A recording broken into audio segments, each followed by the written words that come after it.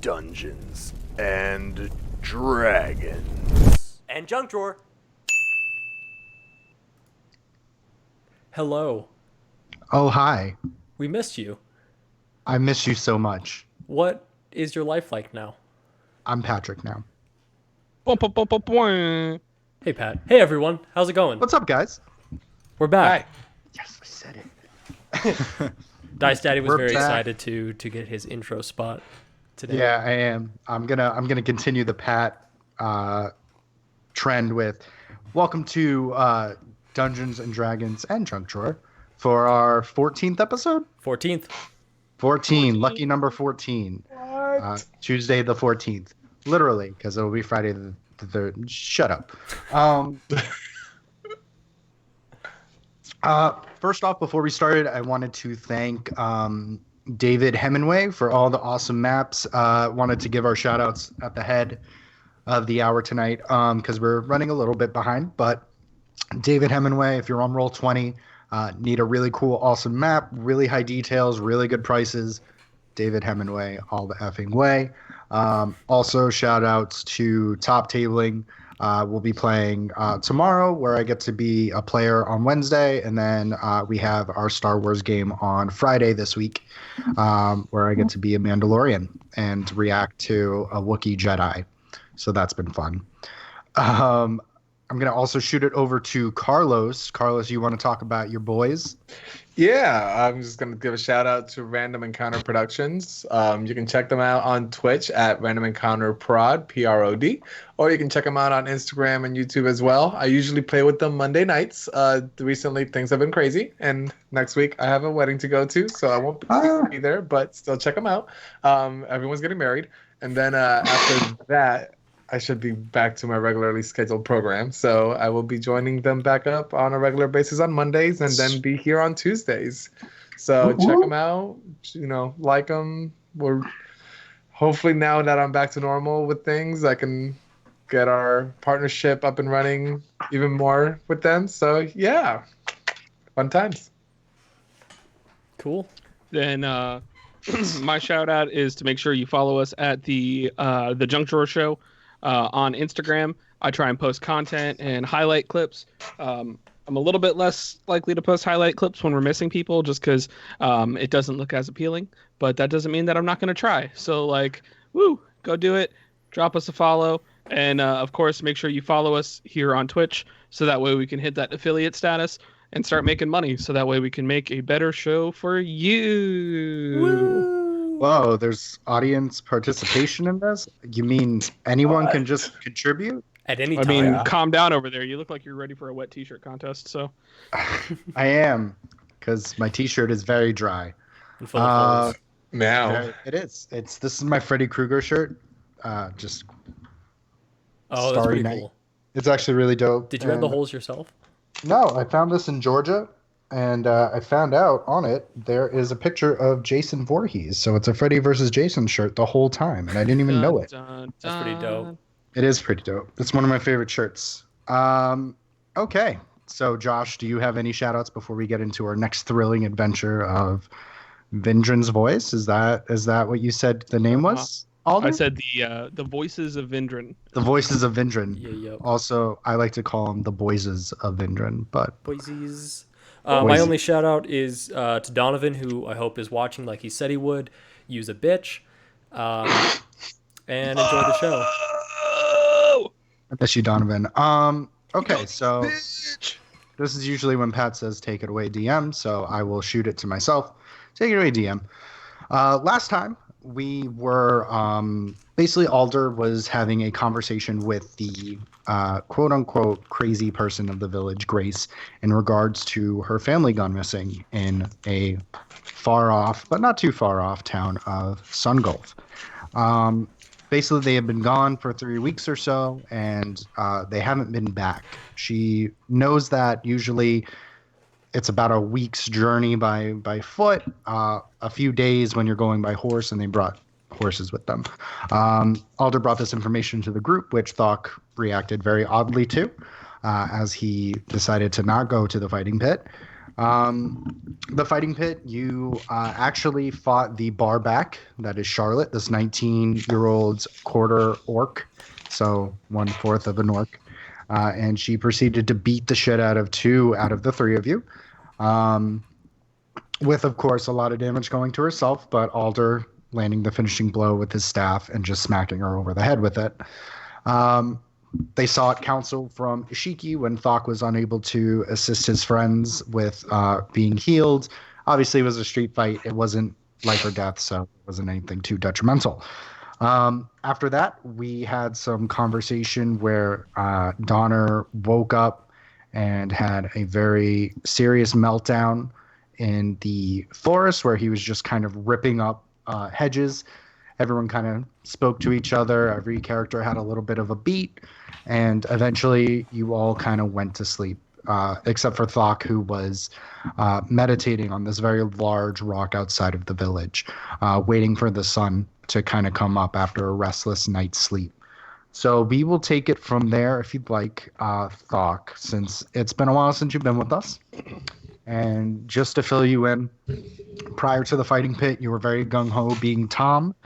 And going to the fighting pit until Alder mentions Sun Golf and that this young lady's family had disappeared.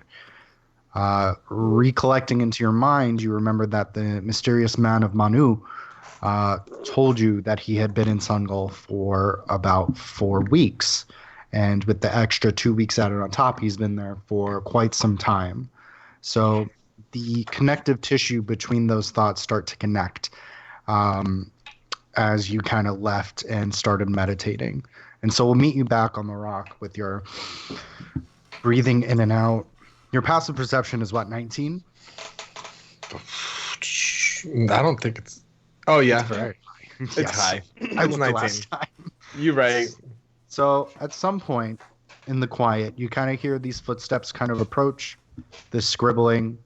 You don't really open your eyes, you're concentrating, and you hear something get rustled into your bag as the footprints kind of leave. And after about an hour or so of just kind of meditating, all the incense on this boulder kind of burnt down. You kind of hop back down, and there is a very handsomely scribed note that reads, "Hope you're okay. Come back as Thok. Trem doesn't like Tom anymore. Your friend, Alder." And we'll take it from there. Okay. And who doesn't like Tom anymore? Trem is the barback. He's the half-orc barback who kept trying to set you up with Charlotte. I'm pretty sure at some point we were just cheersing "fuck Tom." Yes, We were. There was, in fact, when you weren't there, a "fuck Tom" cheers, because fuck him. Got it.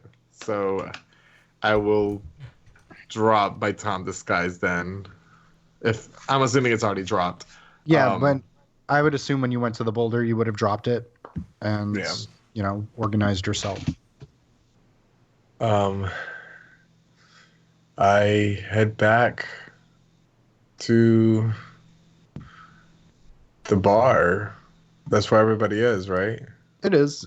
You kind of recollect and you collect your things. And Alder, if I remember correctly, you said that you would wait for Thok since you can only do the 4 hour kind of meditation. Mm-hmm. Correct. So I know you're upstairs, but you kind of hear the doors kind of opening to the tavern that you had kept unlocked, and Dremel is by the window snoring away, as is Donner. If you choose to come up, break your meditation, you can do so. Just so you could talk to Doc if you need to. Up to you. Yeah. If I hear a noise, I would definitely go down to see it, make sure that it's Thok. Obviously, because Trem trusted me with leaving the door unlocked to make sure that it's the right person and not anyone trying to destroy the lovely bar. So that's fair. So Alder, you kind of get up. You're kind of sitting upright in the bed as Aya is kind of sitting on top of the bedpost. Her beak is kind of billowed into her breast as she's kind of just breathing in and out heavily.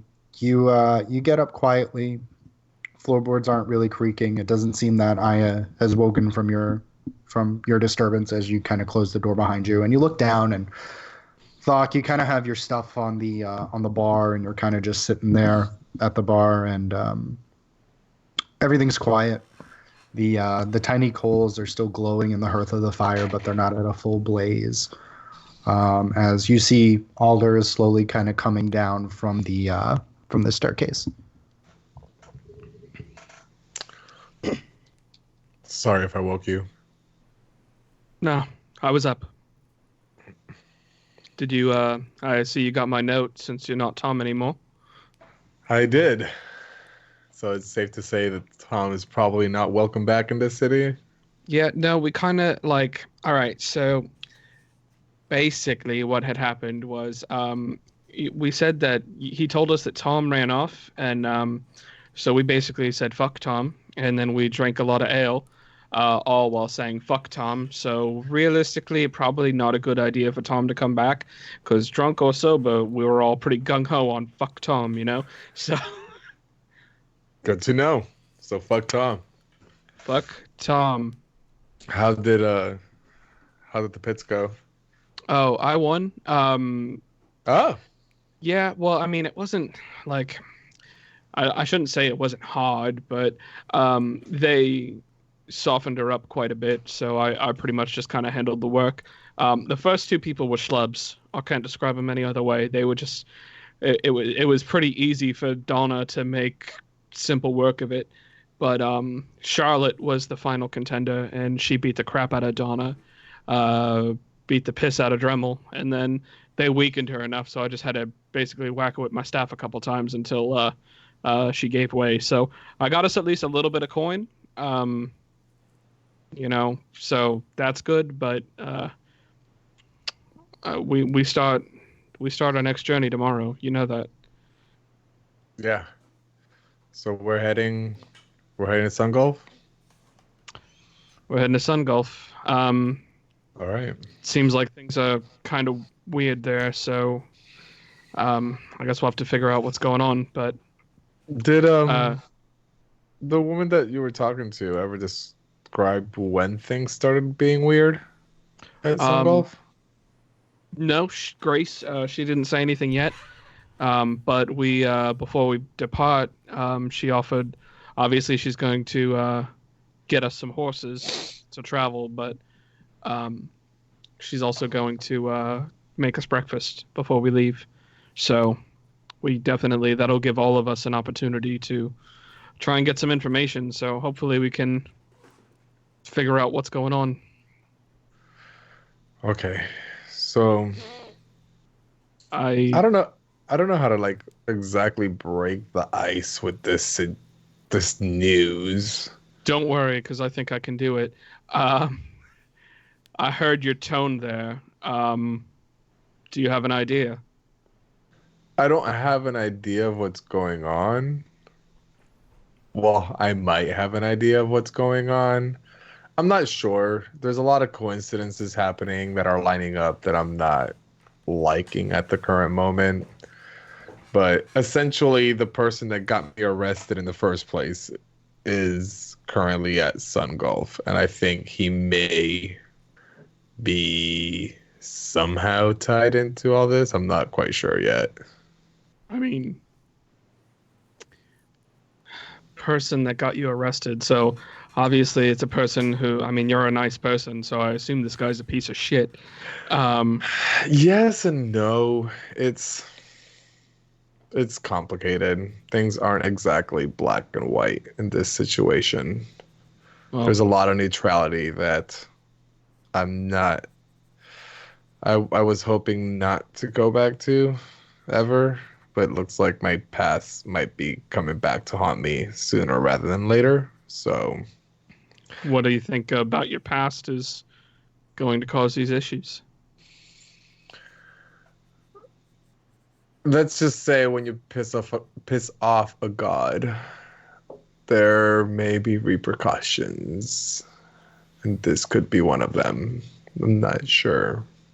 So I just want to make sure I'm understanding this right, because I pretty much get all of my news as to the balance of the world from the wilds. I don't really worship a god or follow anything like that. So are you basically saying that sunshine on your breastplate, that's not the only god you've ever been with? Correct. Yes. So the way, like, you get your feelings and your abilities from nature, I get it from a more divine place. I grew up worshiping Pelor with my adopted family, and sometime along the way, I found myself worshiping another god. Not so much willingly, but apparently I was chosen. And then I chose not to be chosen anymore and pissed off a god. Okay. So Yeah. I'm just gonna I'm not good at math, but I'm gonna try and put two and two together here. I'm not good at math Something- either. Good luck. So based on what you're telling me, you follow this sun guy Pelor now, Correct. and he's a good guy. I mean, I've gathered that your armor. I've seen people that worship dark gods before, and they're usually like all like angry looking, and usually kind of emo or whatever. Something tells me that this other god might be a little bit darker. He's kind of a neutral party. Darker than what I worship, not dark to the point of creating chaos.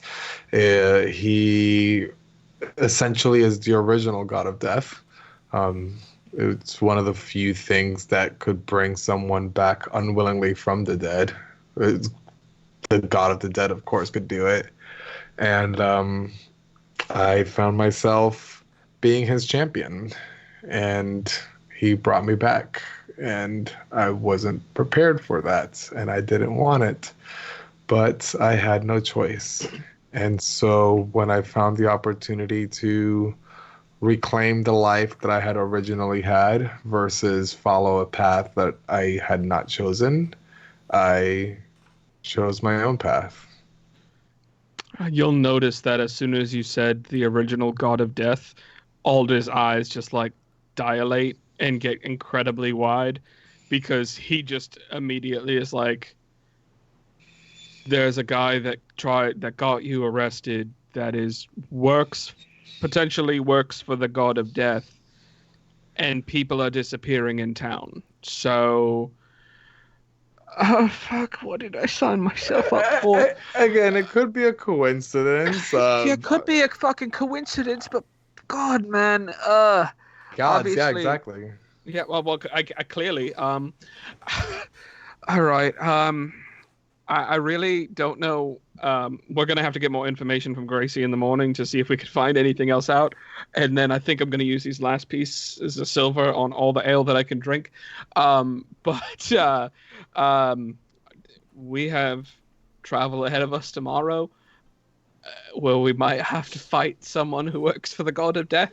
So I recommend that maybe we get some sleep and hope that the others handle it better than I do, because I'm not gonna lie, I think I need some new linens right now. We may not need to fight him. He's actually he's a very charismatic individual, which I find very difficult because I am not. Charismatic doesn't mean that he's not killing people, though. See, I don't. That's not the way that this deity works, though. We won't know until we get there. No, you're right. Unfortunately. You're right. But, I mean, we'll see. We definitely will, but the thing that stinks is, from my talks with Gracie and talking with Trem and a couple other people, everyone really says she doesn't leave town, so I don't know how much information we're going to be able to get from her, but we're going to have to try and pry and get as much as we can if we're going to try and, A, save her family so that we can make a little bit of extra coin, and B, you know, I mean, we don't know if we have to save the family. They said that Rosie, who's there, she might just really she's a free spirit. She might just love it and not want to come home. But God, this just got 10 times more complicated. How? It's already been complicated. Yeah, but I wasn't expecting to hear that the guy that got you in jail works for the god of death, and you used to be with the god of death, and then people are disappearing in a town where a henchman from the god of death is.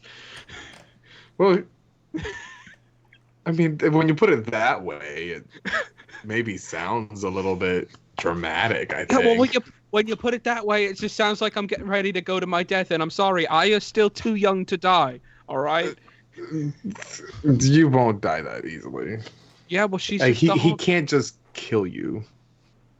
Yeah, but she's just a hawk. She could die so easily. I'm not caring about me. Caring about my another bird. hawk. Oh, don't you fucking go there. I mean, I can always bring her back. Like, just make sure you have a diamond that's worth 300 gold. Do I look like I'm a hard is person that? who even has 1 gold? Because I don't. Actually, none of us do. You're right.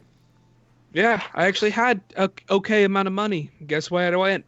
The prison took it. Love it. It's great. I'm so happy that we got arrested, all of us, for different things, and they just stole everything we had. So why do we need Gracie to come with us? Oh, she's not coming with us. She's just paying Trim for the horses, so that way we can make it there faster. Oh, okay. And she's also giving us 100 silver if we can bring her wife and daughter back. Okay. That's why we took the job. We need money. I mean, And you're based right. on what Trem and Ashiki said, they made it seem pretty clear that there's not a whole lot of work here. There might not be a whole lot of work there either. They said it's probably equally as small. So At this point, beggars can't be choosers. exactly, take any money we can get. That's why we just tried to beat the shit out of each other for 10 pieces of silver. Did we win? Well, I told you I won. Oh, yeah. Sorry, my brain's been elsewhere. I mean, I saw you meditating on a rock, so yeah, I figured that. Yeah. That's not really as effective as it used to be. Maybe I could teach you some of my meditation skills. Sometimes it works better under trees than on top of rocks. I'm better out at sea. Well, I'd like to get out to sea. There's a whole lot of things in the water that I'd love to see. Well, maybe if we get to Sunport, God damn it, Sungulf, we'll make that happen. We'll see. Let's get this job done and figure out what our next step is from there. Do you think Donner and Dremel should know all of this potentially? I mean, I don't mind sharing about my history. Like, that's fine. I think it'll be. I don't want them to shit their pants like you almost did when they find out that the God of Death might have to do something about this. Well, to be completely fair, I usually shit my pants at most things. I'm very, very frightened all the time. But with that being said, I think there's a way that through conversations with Grace, we can let them know organically once we maybe get a little bit further on the road. Obviously, we don't want to say any of this in front of Grace because she's going to literally just cancel us possibly getting any money if we tell her, yeah, no, there's a henchman for the God of Death there. They're probably gone. Sorry. True. Very true. So I think it might be a better situation to say we have some ideas, and then once it's us on our own, you can kind of let them know what's going on. But yeah, sorry, man, it's going to have to come from you, because if I tell them and then they find out that you're holding out information, especially when it might be big like this, I don't know if Donna is the most reasonable person in the world. Dremel would probably be like, all right, that's cool, let's do it. I'm Southern. Like, but I think Donna won't take it as well. So, because I know regardless, Dremel's on a mission, and I think after talking with him a little bit, because we talked a little bit last night and, some of the nights that we've been traveling. I think this might be something that could be of interest to him based on what his mission being out of prison is. Because he wants to find the person that killed his entire village and... The man in red? The man in red. I don't know who this guy is, but there could be some kind of relation that might interest Dremel, so... And DM, from me, like, traveling the world, Yes. the man in red doesn't really, like, ring a bell to me either. Like... I will say this. Go ahead and roll a history check for me. That's not going to go well. It's fuck. Of course it's not. 3. Oh, better than I thought. That's What I the will negative one. What I will say is you have heard rumors in the past 7 years of this kind of one-man militia. Once again, it's just kind of like barkeep kind of rumors where other sailors are telling stories of this wicked person and clad in all red. Usually is landlocked, but somehow is able to go through vast continents without having to move through bodies of water. And is it like... Well, maybe I can just ask Dremel this later then. Yeah. Okay. Cool. All about talking about backstory, guys. Because he said that he's seen him. I think so. I believe he claimed he saw him, and he was the only survivor of the attack. Okay. I'll ask Dremel later then. Okay. Yeah. I mean, I guess I'll share the information once we're on the road and see what you guys want to do from there. Again, part of me still thinks that this is a coincidence. Another part of me does see it the way you do. Potentially, this is not just a coincidence. So, well, I mean, I'm a bit of a hypochondriac. I think anything that can go wrong will go wrong, and we should all fear for our lives at all times. But I'm not, I'm not ruling out your thought either. It could, who knows? It could just be like, oh, hey, it's a big kawinky dink. It's all done. But I err on the side of caution. So I laugh in the face of danger. I usually shit myself in the face of danger. So you've seen it, I mean, you only live once, twice, three times, I guess. Oh no, I only live once. You got like some kind of god thing where they keep making you not dead. I don't got that, so I think I'm done with those. I think third time's a charm. Maybe. You have to live your life now, I guess. I mean, I've been living it fine until now. But when life gives you lemons, make apple juice, right? I mean, okay. I think it's a saying in Orcish. It doesn't translate well in common. Like, don't worry about it. Okay. Maybe we should go to bed. Yeah. Maybe. I'll finish my drink. And then we can go. All right. Didn't know you got a drink. There was I would assume there was a goblet on the counter and one of the pitchers that Trem left there. So he's drinking very warm, almost flat ale, but it still has alcohol in it. So guess the job done. Places it down as Alder, you kind of leave, and Thok, you're left alone for a little bit. As Alder goes up to the room, doing anything before you head back up? I am gonna cast Sending to Manu. Oh, okay. And be like, hey, just wondering, are you still at Sun Gulf? Also, what do you know about what's happening with the missing people there. A few moments pass as you kind of speak this out, and you're kind of concentrating on one of the knots in the wood as you're waiting for this reply, and you simply get, I'm not sure what you're talking about. And I can't tell if he's lying by his tone of voice.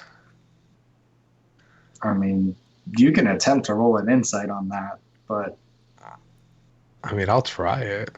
Okay.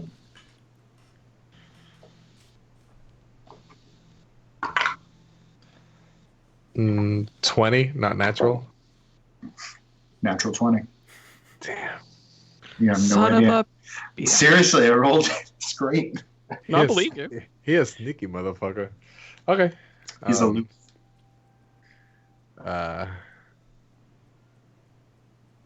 Then I'll just chug the rest of my drink and start heading upstairs or wherever our room is and go to bed.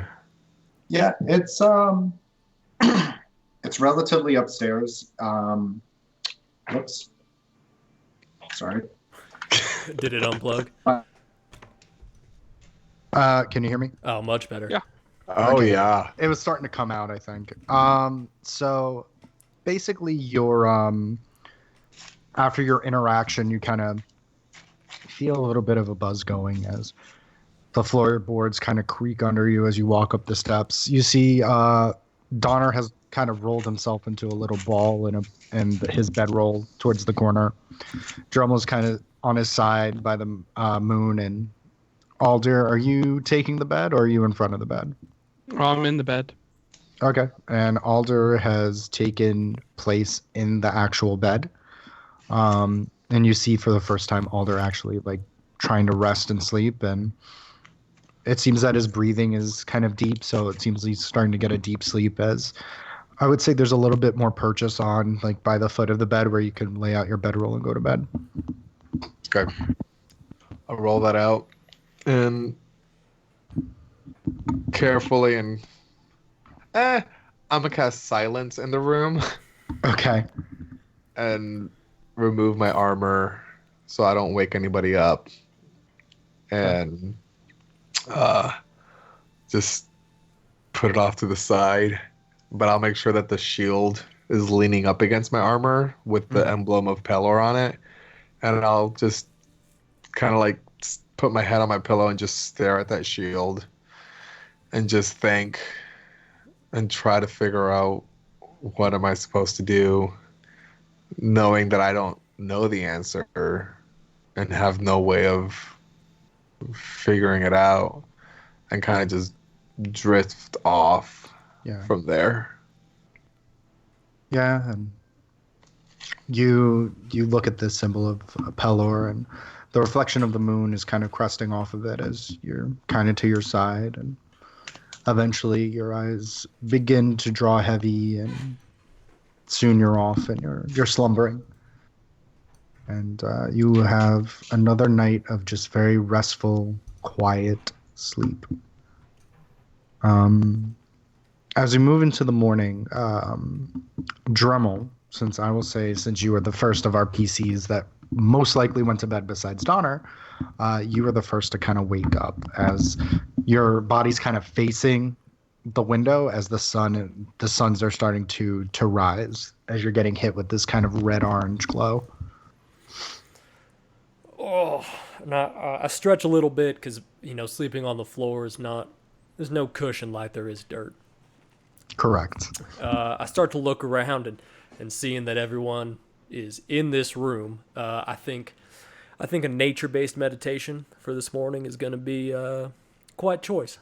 So, what time is it? Is everyone else in the bar up? You start to kind of head down. You're in your kind of very loose linens that you're a little accustomed to before donning your armor. Kind of walk and shift over Thok's very large body as he's sleeping.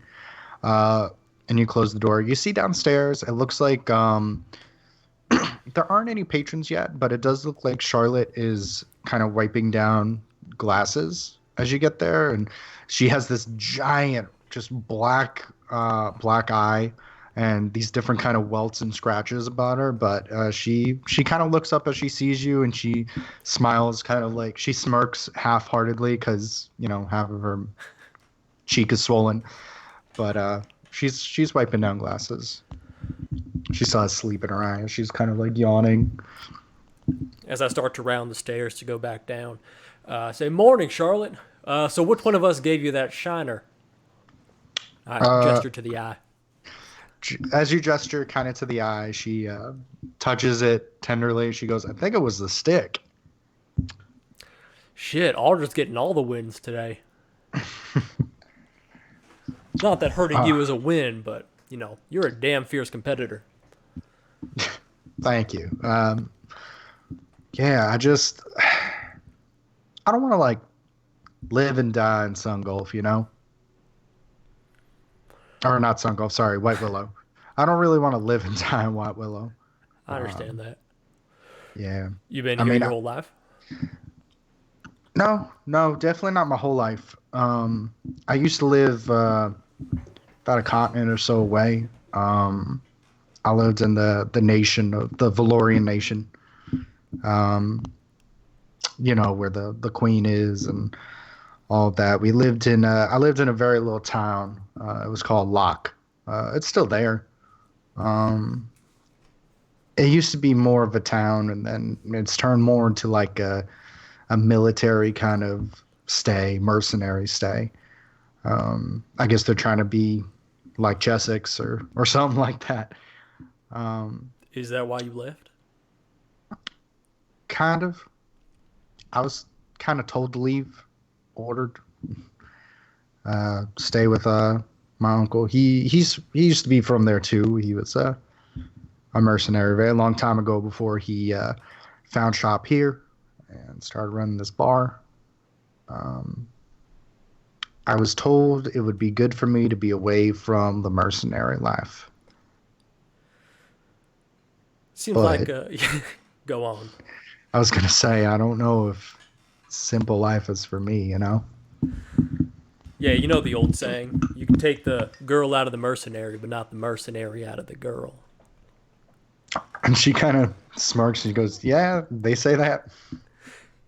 I mean, I'm sure someone has said it before. Hell, I just said it. Yes, that you did, Dremel.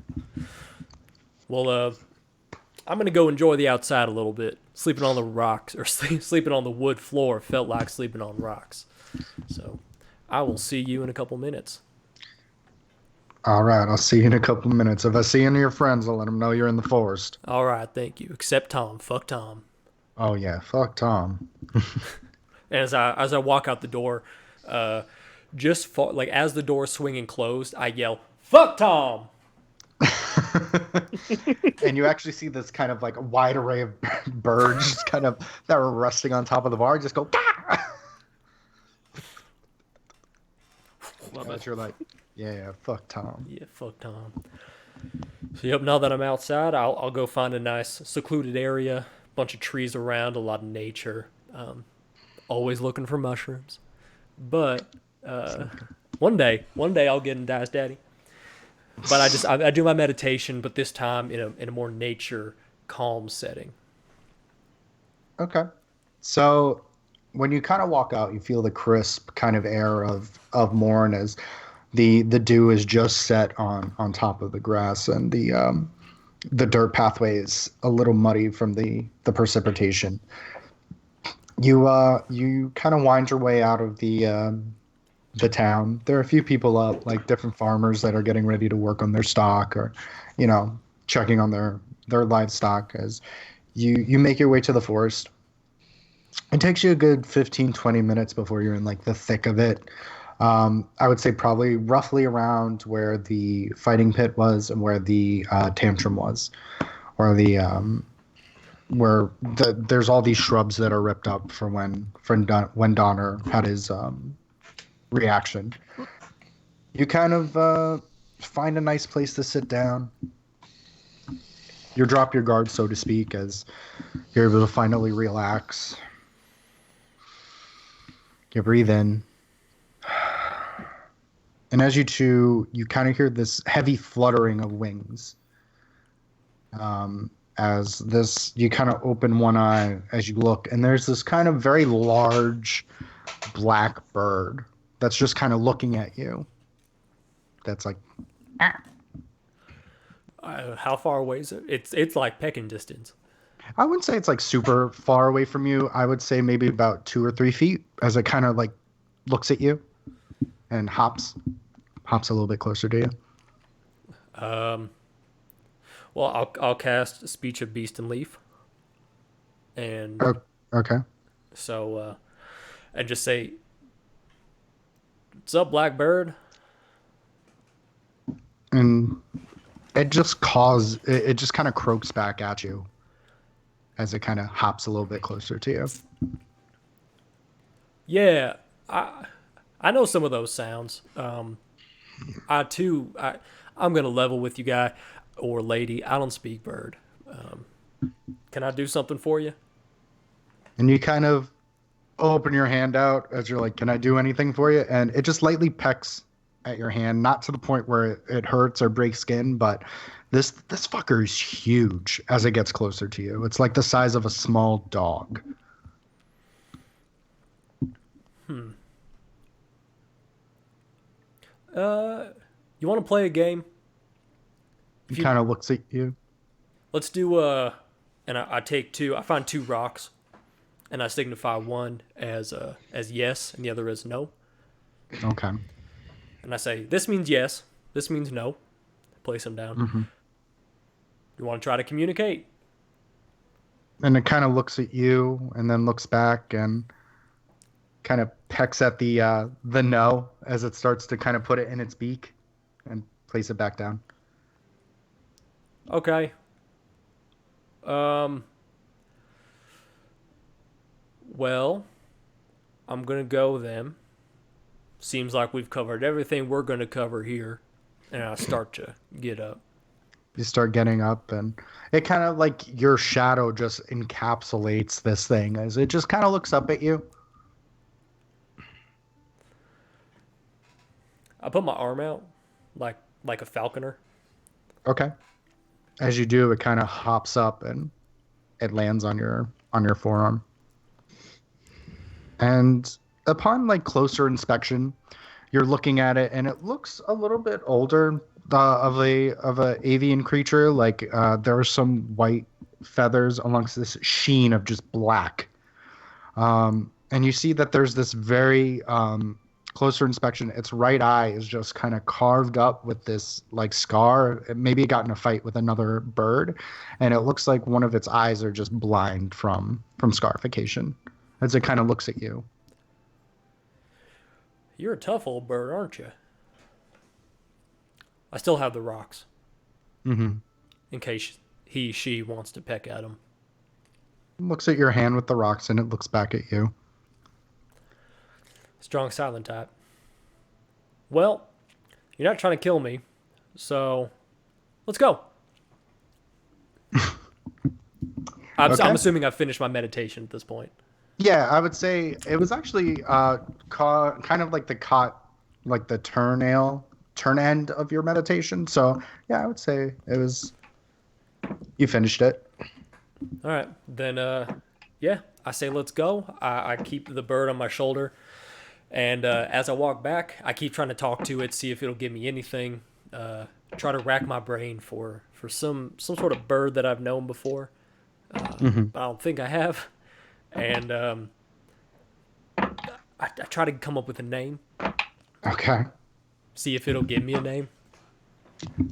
It's fairly quiet, as you would expect this lumbering bird to be extremely heavy. It's very light. It almost feels like you don't have anything on your shoulder at all. It's when you turn over to talk to it that you're met with this giant avian face looking like, its profile looking at you.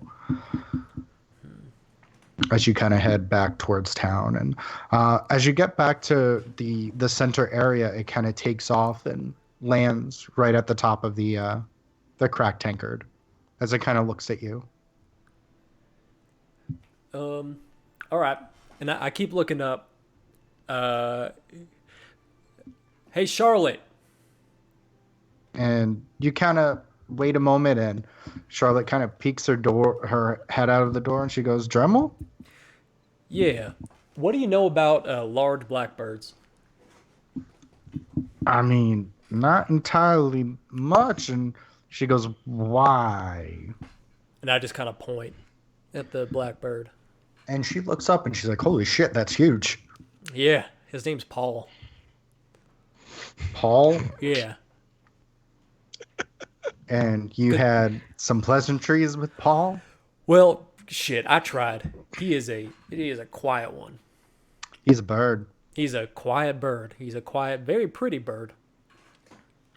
I mean, you could ask Dashiki. He's probably well versed in like literally everything. That's a fair point. I just wanted to make sure I'm not seeing stuff. No, that's a big fucking bird. All right. Hey, Paul. And it looks like it identifies and it looks back at your forearm as it goes, "Meow." Hey, Paul. And it keeps looking at you. Charlotte is Alder up yet? And she kind of looks down. She goes, "I don't think Aldera's, your friend, the blonde one was up earlier, kind of reached behind the bar and took a bottle of whiskey and just said he was going to go out thinking." Yeah, that sounds like him. Could you do me a favor and go wake up Alder? Tell him I said fuck Tom and there's a bird I need talking to. Okay. And she kind of closes the door very oddly as you're kind of sitting out there looking at Paul. Charlotte kind of goes up and she kind of knocks lightly on the door. Thok, Alder, you guys are kind of awoken by this very ginger light, but I would say there's some meaning behind it as she's kind of knocking on your door. And she goes, and you hear a very kind of like timid voice go, "Alder, I'm so sorry if I'm waking you." Charlotte? Yes, Dremel said that he said, sorry, fuck Tom. Yep, fuck Tom. And Thok, you also hear fuck Tom. And that he said he needed a bird. He had a bird that needed talking to. I will warn you, it's a very large black bird. It's like the size of a pig. It's huge. I get up and start dressing myself, and I'm like, at least it's not a mushroom. I'll be right down. Okay. I'll have some water downstairs if you'd like anything. Of course, thank you. Okay. And you kind of hear her steps walk away, and Thok, your eyes are kind of open, and you're met back with the shield of Pelor. It's like your body hadn't moved as you see Alder starting to get up. Do you want me to come down with you? I mean, you're more than welcome to. Do you know anything about any large blackbirds? Do I know anything about any large blackbirds? Roll a fucking like nature check, bud. Do you know anything about that? 14. I mean, you've seen blackbirds before. I mean, a bird is a bird. Usually, the bigger it is, the more delicious it is, but... Well, I mean, guess we'll find out. See what the bird has to say, since apparently that's the only trait that I have that Dremel likes to utilize. That's fair. You know... Talk to this animal. Talk to this plant. What do these mushrooms think? I mean, don't let it get to you. Hashtag for life. You can brag and hold it over his head that he got his ass knocked out by the girl, but you still took her out. No, it's true. It's just it's a pain sometimes, you know. But we had a heart to heart last night. He knows I don't like eating pine cones, so Hopefully that helps. Oh, you don't? Yeah, you went there for that pot. Good to know. Yeah, I might as well just go with you. I'm already awake. All right, well, gear up. We got All right. breakfast and apparently a bird. So, All right. I got ready. Okay. So it takes a little bit, but you both are able to kind of dress in a same manner of time. Alder, you kind of waiting as Aya kind of swoops down and lands on your shoulder. Eventually, the both of you start walking down the staircase as Charlotte has a few more things out. There's a little bit more like patronage going inside. Like some of the farmhands have come in, and it looks like there's this very strong smell of coffee brewing and different kinds of I wouldn't say meats because I don't know if they're, you know what, they would be serving a kind of breakfast, but you would smell different kind of meats, eggs, nothing like substantial like in the fact of like a feast, but it's definitely like a very comforting kind of smell as you kind of come down. And Thok, this is the first time you're kind of seeing Charlotte. Charlotte is you see a girl, she's about 19. She has these kind of orc ears that you're familiar with, that they're kind of high, but they kind of flop over at the tips. She has these kind of greenish blue eyes and this brown hair that's kind of braided back and pulled back. A little bit taller than most regular human girls that you've met, and you see protruding. She has a little remnant of a tusk kind of coming out. She has a very light, if anything, light green tinge to her skin, and she has different kind of like half of her face is a little banged up. She's got a black eye, and it looks like, all the different farmhands are like, shit, they're all commenting and joking around, and she's giving shit back. And eventually she looks up, and there's kind of like this pitcher of water, and she looks down at both of you, and she goes, I'm guessing you're Thok. And I'm guessing you're Charlotte. That I am. Please. You want me to take care of that for you? And I point at her like wounds. She goes, oh, yeah, my uncle hadn't seen me, and Ashiki kind of did as best he could. Hopefully, is it okay if I touch? Like, I know we just met and it's awkward, and here I'll reach up and I'll touch and cast Cure Wounds. Mm-hmm. And you kind of cradle this face as you concentrate, and this radiant energy kind of blasts from your palms. It pulses as you see Alder, like her black eye starts to de-swell as the color kind of comes back to her face. The swelling that she had for her face kind of goes down, and the wounds close up into very thin little scars. And then I just kind of say, so like, see why he was my first choice to come and wake you guys up? And she smirks and she goes, Thok is familiar. I know that name. How long have you been in White Willow a lot? And she's kind of like eyeing you. She hasn't broken like eye contact. Not exactly. I'm usually nomadic. I tend to travel a lot. I don't really stay in one place very long. Really? You you sound like someone I know. Well, someone I know knows. Who do you know that knows potentially me? Little bit of he was a traveler. He lives where I'm from, Locke. He's some kind of captain now of the mercenaries there. Said that he used to travel with a very big half orc that wore armor, tattoos. I mean, you kind of fit the fucking bill. Huh.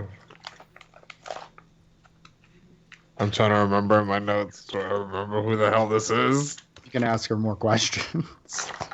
What exactly did she? It was a he. He kind of found me when I was like 11 kind of took me under his wing. Trained with him for a little bit before he told me I needed to step away from mercenary life, that living in White Willow might be good for me, and if anything exciting happens, that it would need protected, and that maybe I can do that here, that there was another priest cleric that lived here. I don't fucking know. Used to tell me a lot of stories, though. She kind of takes up one of her glasses of water. You don't remember his name? He went by a few names. I know what he goes by now, but he told me very long ago he went by a name called like Shart. Oh. He was a half orc, about yay tall, only wore this, like, lion, wolf, I don't know, loincloth? Is that the word I'm looking for? I mean, when he found me, he was wearing more of like a leather kind of work, patchwork. There was a few tufts of fur around, but he wasn't wearing like a loincloth. He was wearing pants. Then you were very lucky.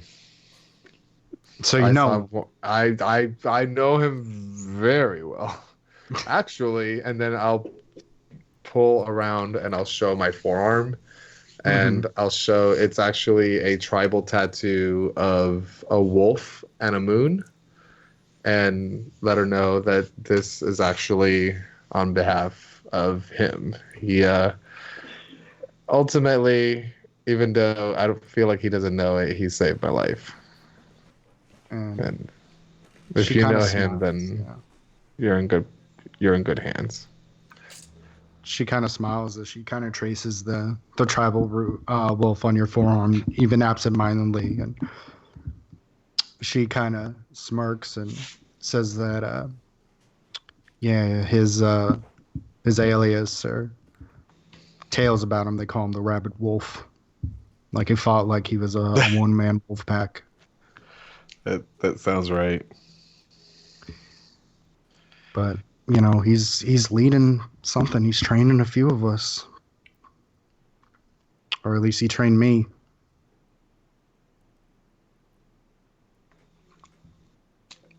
I mean, as much as he could. He didn't show me how to use weapons and stuff like that. I had to get books on that, but grappling, I can grapple a motherfucker. Are you sticking around here, like? Because I mean, I don't mind teaching you how to use weapons. I wonder why he didn't help you out.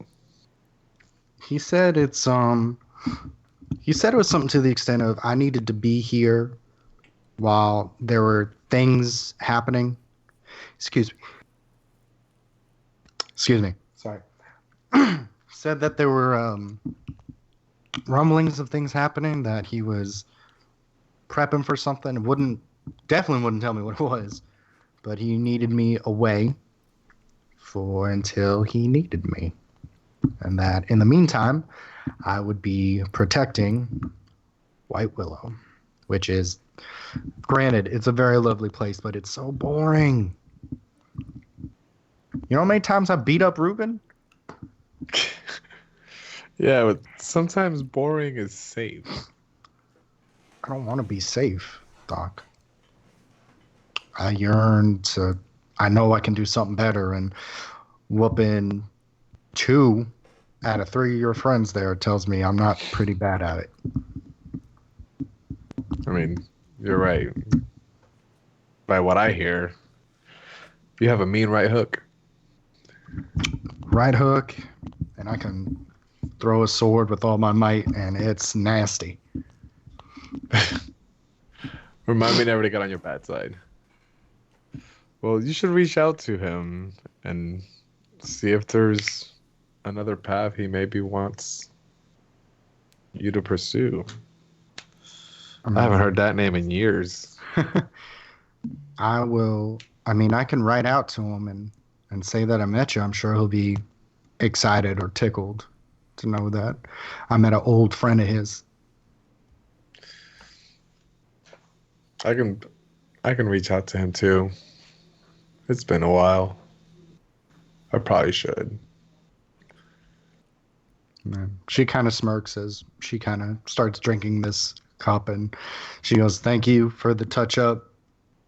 I got some stuff to do. You got apparently a bird to talk to." Oh, I don't have any bird to talk to. That's him. Yeah, I guess that's me. Thank you for the water, Charlotte, and whatever moment you guys just had. Sorry, I listen. So She kind of smirks. Drem, what you dig dog doing during this? Are you still trying to get the bird on your arm the whole time? Yeah, I'm just trying to interact with it, trying to talk to it, see if it even likes the name Paul, see if he sings in the dead of night, just learn more about him, see if he's got broken wings that need to learn to fly. Did I hear them talking the whole time? No, door was closed. They're inside. You're outside trying to get Paul down. Yeah, I'm just all consumed with this bird because it came to me very confused. So I'm just doing the same thing that I've been doing. Okay. You're like, come on now, Paul. Come on. Right here. Roll an animal handling check for me. Okay. I will say with Speech of Beast and Leaf, I do have advantage on charisma checks. I don't know if this one is one, but just fun fact. that is a wisdom. So You said animal handling? Yeah. 19. Kind of looks at you and it lands down. Doesn't land on your forearm, but it lands at your feet and kind of looks up at you. All right. Well, that's close. And then I kind of squat down like a Slavic man. You know that look? So I'm closer to eye level with it. Just still trying to vibe out what this bird is. Once again, very, very tall. It's about a foot, like when it stands, it's about 1.5 feet tall. Cool. As it kind of looks at you. I start mimicking its head movements. And then as you get closer, it pecks. It goes, Fuck. Where the fuck is Alder? and almost right on cue, the doors kind of swing open as Thok and Alder both have these kind of cups in their hands as they're sipping this water. As Alder, Thok, you see this massive fucking bird. It's about 1.5 feet tall.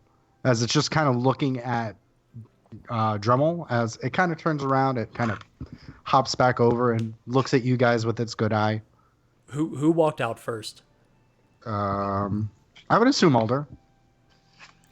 So then, while still looking at the bird and seeing Alder out of the corner of my eye, I say, "Damn, you took your sweet ass time."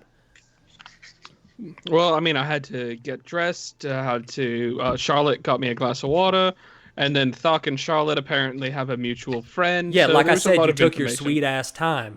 Now, I'm sorry, there was a lot of information. Please talk to the bird. Oh, hey Thok, you just missed that fuck wild Tom.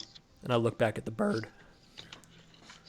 Yeah, I just missed that fuckwad Tom. Yeah, you know the guy who deserts you when you need him the most? Okay, so Dremel's upset. So Thok, you have fun with that, I'll just talk to the and bird. I'll try and talk to the bird. Making So me wait out obviously, here. you're the one that wandered out here, man. I'd calm down. And so basically, the ability is speech of the woods. You learn to speak, read, and write Sylvan, and beasts can understand your speech, and you gain the ability to decipher their noises and motions. So rather than speak with animals, that's what I'll be doing. And I'll be like, what happened to your eye? And it kind of looks at you, and it seems there's a kind of recognition as you speak to it, and it just kind of tilts its head back and forth as you kind of talk at it. And then I'll be like, I'm not like him. I can actually kind of understand you rather than just talk at you and ask you to do stuff for me. And it kind of hops a little bit closer to you, and it kind of looks you up and down with its good eye. And you said that it can't communicate you verbally, right? You can kind of get. It says you can ability to decipher their noises and motions. So, from the motion and what it's kind of doing, and kind of, I wouldn't say it's like chirping, but it's kind of a low, like, kind of like as if it was talking to itself. And it kind of looks you up and down, and it looks amused.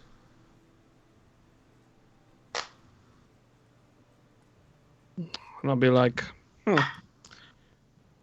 So is it like a game right now? You're having fun messing with my friend Dremel, and now having fun messing with me?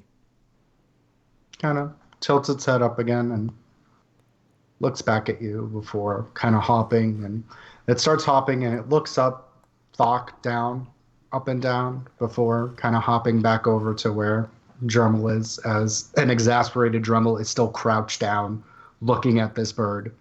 Mm-hmm. So?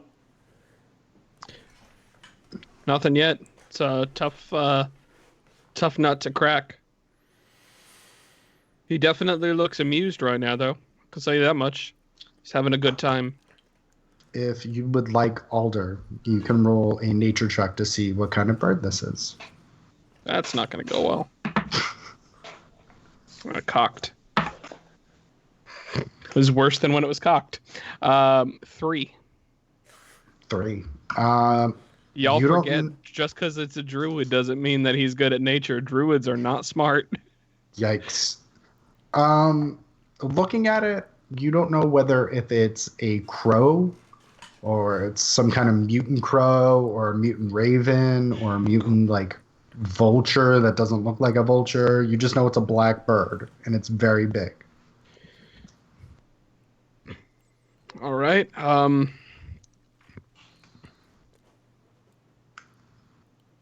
I'll just be like, "Why are you here?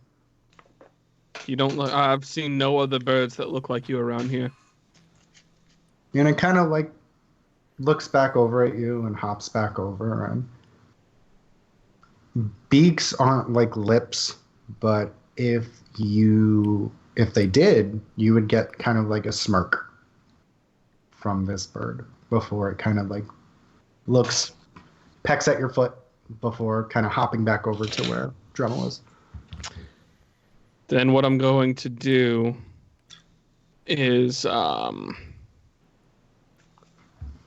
hold. I'm going to take my staff and hit it into the ground real quick and cast Speak with Animals. Mm-hmm. So that way I could just be like, "So what brings you here?" And it kind of looks at you, and you kind of hear this low kind of rumble in its throat as it goes. Rah, rah, rah. And it makes kind of like this gurgling noise that all of you are able to hear. I think this bird's an idiot. What? Why are you so fascinated by this bird? I was out meditating, and he just walked up to me, stared at my face, was like pecking a little bit, doing that little head motion. So I tried to talk to him, and I did the whole falconry, hop up on my arm thing, which I'd never done before, so I'm glad that worked. We kind of bonded, but now he's being a dick, and I give him that look like, that's about you. So, I don't know. I'm kind of tired, though. This is getting old. And then I'm just going to kind of look at it and be like, "So you got nothing to say then? Because now I can understand you. Everything that you say." And it kind of looks over at the rest of the group, and it just you hear this cawing noise come from its throat. Mm-hmm. Yep, I'm leaving this thread untied. And I'm going to try... would I maybe start to get the idea that maybe it's not like the spell isn't working? I mean, you kind of take yourself back and you kind of reassess, and You know you've had all the components. You know that you did the incantation right, and it's worked every other time. Gonna try while I'm right next to the bird. I'm gonna try and cast Druid Craft in my hand, just to make try and make like a little bird's nest. See if I can. Okay. So you try to like double palm and make a nest. Yeah. And it kind of looks at you, and there's another kind of recognition of just amusement as it kind of hops over and it kind of sits in the nest as it kind of croaks, seemingly happy. Right? Okay, so that rules that out. Nothing you. Well, my name's Alder. If there's anything you want to tell me, I would appreciate it. I'm a little confused, so. And it kind of smirks again as you see it, and it kind of stands up, and you see this massive wingspan as it kind of lets its wings out, and you see these different kind of deep black feathers with the occasional gray and white in there as it kind of stretches out, and you see its eye close as the dead one kind of just floats off, like the eyelid isn't there anymore, as it reopens it, and you see its legs kind of spring, and then it kind of goes back up into the air as it kind of circles a little bit before landing on the tavern again. And then before I go, I'll be like, "Do you have a name?" Paul.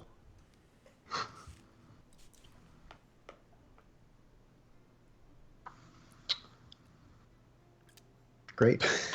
Yeah. Fuck this. So I thought he was gonna be my Aya, but I guess he's just another Tom. And I walk inside. You walk inside the tavern? Yeah.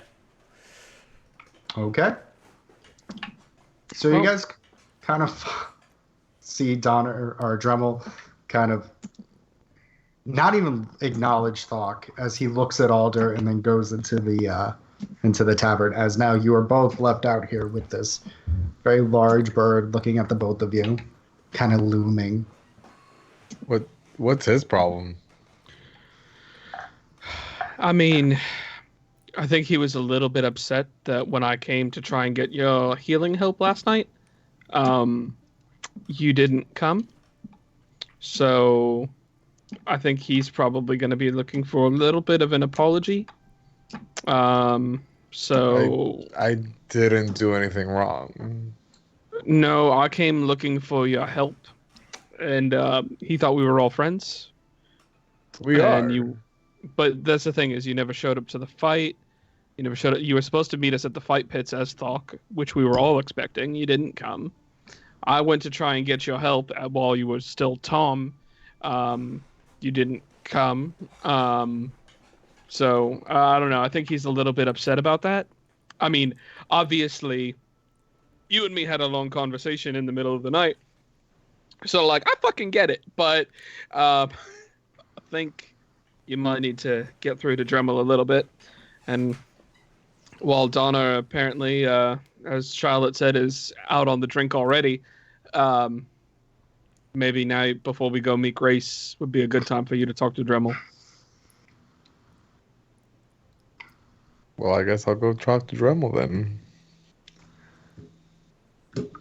And, Okay. And I'll just be like, all right, I don't think your name's actually Paul, but bye, bird.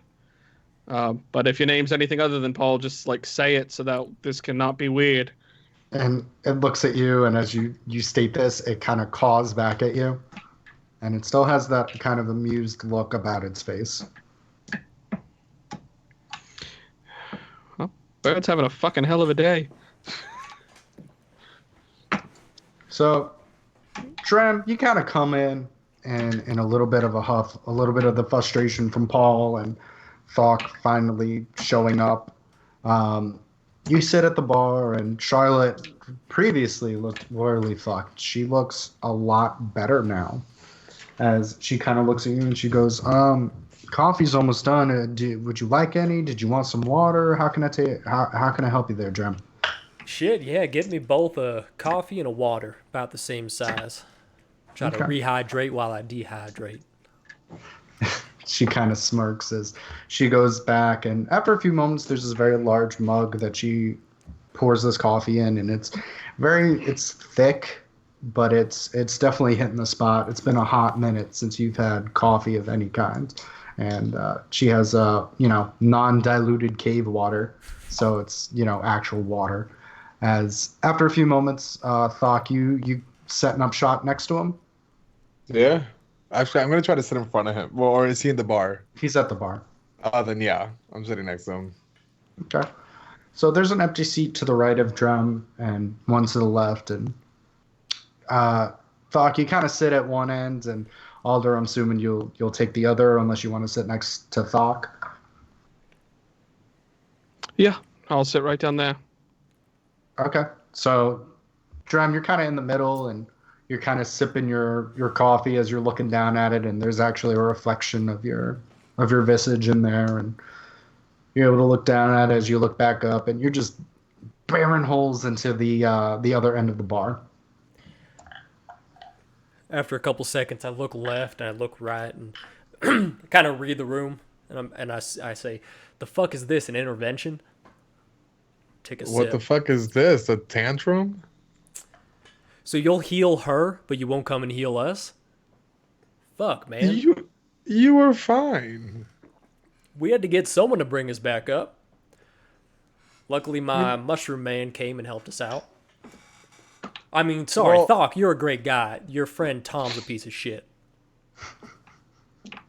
Let's take another sip. Look, you were fine before you met me. And all of a sudden, I'm just going to heal you every single time that you go down? Like, unfortunately, I had something else I had to handle. Like what? All I know is that you weren't there because you had to take a shit. And then when Alder came to get you, you said, I'm busy. Well, I apologize. But unfortunately, there was something else I had to do. All right. Well, I'm not going to hesitate. I'm not going to harp on that. I know where I stand. What's on the docket for today, boys? Well, I believe we're going to start by meeting up with Grace. She said she would make us some breakfast before we get on the road and to head to Sun Gulf. But she's going to also get us some horses here from Trem so that way we could travel a little bit faster. Cool. Is Donner coming to breakfast with us, or is he too shit-faced? According to Charlotte, he apparently took a bottle of ale from behind the bar and wandered to go think about stuff. So I guess we'll find him when we find him. Maybe Paul's fucking with him now too. We're still on top of the bar when I walked out, but find out, I guess. Stupid ass bird won't talk to me. Just trying to make a goddamn friend around here. I mean, you got a friend in me. Yeah, you took a long ass time to get out there. You saw how I'm dressed. You didn't have to get fully dressed in that fancy garb of yours. I mean, first off, it's not that fancy. Your stuff's fancier. Second, I heard it was a big bird. I didn't know what we were dealing with. Was that comment helpful, Alder? I'm just No, saying it wasn't. that... It wasn't. Let's just go to breakfast, okay? Yeah, Thok's probably also got some stuff to tell you, but we'll get there in a minute. You got more to tell me? Oh, yeah. We're gonna try and get some more info at breakfast, but might have some interesting things coming up. Isn't Doc sitting right next to me? I am. Can't he talk for himself? Oh, yeah, no, he can. I'm just nudging him in the right direction. I mean, is now the time or the place to have this conversation? I mean, we could go into the room if you want to. It's up to y'all. What I time look is around. breakfast? Who else is here I mean, it's the morning, and in earshot? There's a few different kind of like farm folk, and Charlotte's kind of moving back and forth. It doesn't seem like she's paying attention to your conversation, but I mean, the tavern's getting a little bit busier as people are waking up and starting their day. Yeah, I'm not gonna have this conversation here with all these people. okay, well, we could either go to the room or we could go for a walk. But I think, especially with where we're at right now, might be a good idea to get Dremel in on the situation before breakfast. All right, what time is breakfast? I could go check with Gracie if you want and see what time she'll have us. All right, because I'm all for hearing whatever Thok has going on, but I would hate to keep someone waiting when they need us. And I glare at Alder. And then I'm literally going to say, trust me, get over it. Stand up. Let's go to the room, start packing up my stuff. Okay. So, Drem, you kind of go up. Thok, are you going to get your stuff together as well? Yeah. Okay. You guys kind of get your stuff together and you kind of pack up Donner's things that are kind of haphazardly around. Alder, you're making your way to Grace's. Yeah. As you get there, it looks like that the door to her house is kind of open, and you kind of hear a little bit of rustling inside, and you kind of see her moving in and out of the house. And I'll just be like, good morning, Grace. And she kind of peeks her head through the door jamb like she was in the other room, and the room's close to the front door, and she goes, you see her, and she her big round face and her brown eyes, her hair is kind of pinned up and wisps of hair kind of around. It looks like she was cleaning a little bit, and she's like, oh, hey, Alder, are you guys here yet for food yet? I'm still working on it. No. No, it's quite all right. We didn't agree on a time, so I just wanted to see what time you wanted us over. I didn't want to impose. Obviously, we won't come before you're ready. Oh, no. We're imposing. I figured you guys probably would sleep in a little bit with You'd you think guys that, going but to the pit. Yeah. Give me about an hour. Sure, that'll work. And she kind of like smiles as she goes back in, and she goes, I'll see you guys soon, okay? Of course. And you kind of like turn around back, and you kind of look up, and there's Paul kind of looking back down at you. I'm just gonna keep going. And kind of Not circles. wasting my time on him anymore. As Aya's kind of like looking at Paul, and you kind of swoop back in. Are you two doing anything, or are you guys packing in silence there? I have no plans to initiate conversation. Cool. As I'm packing and I realize that after the first like 2 minutes he's not saying a single word, I will be like,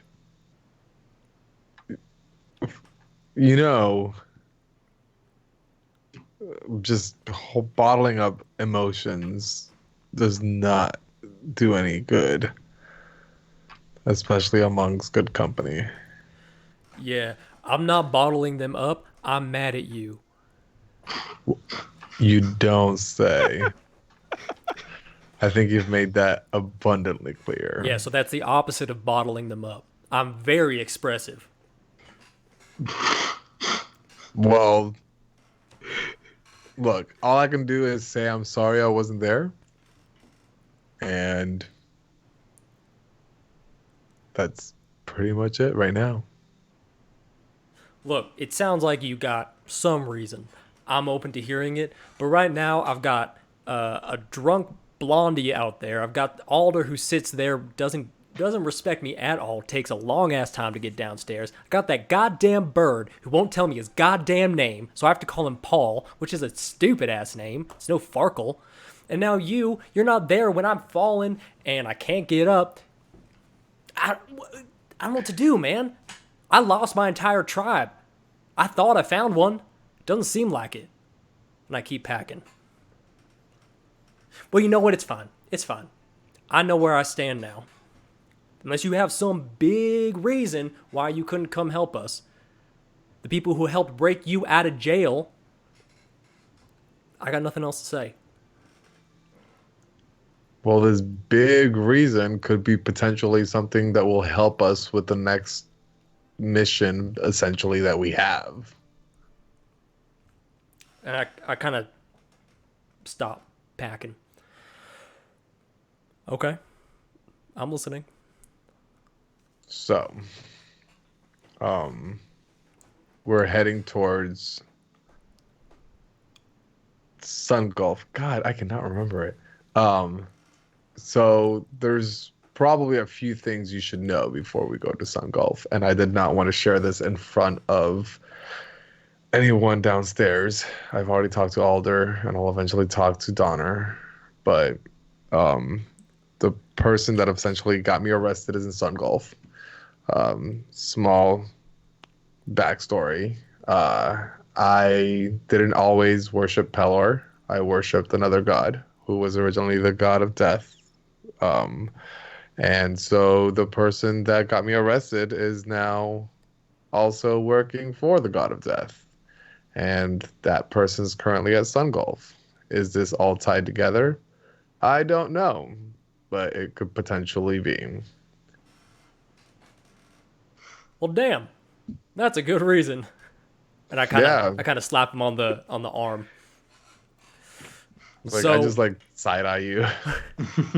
So you think that I've been told about the disappearing people, right? Yeah, you were around when Alder mentioned the people disappearing. All right. So you think that the disappearances have something to do with the god of death? I mean, I'm not 100% sure. At first, I thought it was a coincidence, but the timelines seem to kind of like blend together. So I don't know how much of a coincidence it could be. So potentially, but if the god of death is trying, I don't know why he would be doing what he's doing if it is. Dremel takes a breath. Mm-hmm. The god of death. All right, that's cool. Let's do it. I'm Southern. Okay. Does this come with Southern emotions too? You still mad? Nah, man, you had a good reason. I just needed to hear it. And then at that point, Alder kind of knocks on the door and be like, the mood seems lighter in here, so that's good. Sure. Took you long enough to get here. All right, I'm sorry, okay? Get over it. I'm just messing with you, man. We're all good. Do you need me to give you guys a second? Like, should I like step out? No, man, we're straight. I'm just mad at that dumbass bird now. Yeah, I can't apologize for the bird. I got nothing out of him either. Yeah, the bird's a dick. Apparently. No, Aya. I told you to eat the bird. Thank you. And I have been saying her name right. My R's just sound weird. That's all right. I just want her to know that. She seemed mad about it. Well, I mean, you can tell her that. She can understand you. You just can't understand her. Oh, yeah. Hey, Aya, I know your name. Aya kind of looks at you and That's not my name. looks you like in your eyes as hawks can't roll their eyes, but if they could, this hawk would be.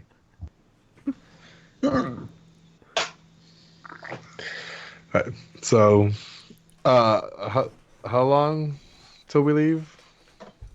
Well, she said breakfast will be ready in about an hour, so by the time I got here, probably about 50 minutes, because it's a very small town.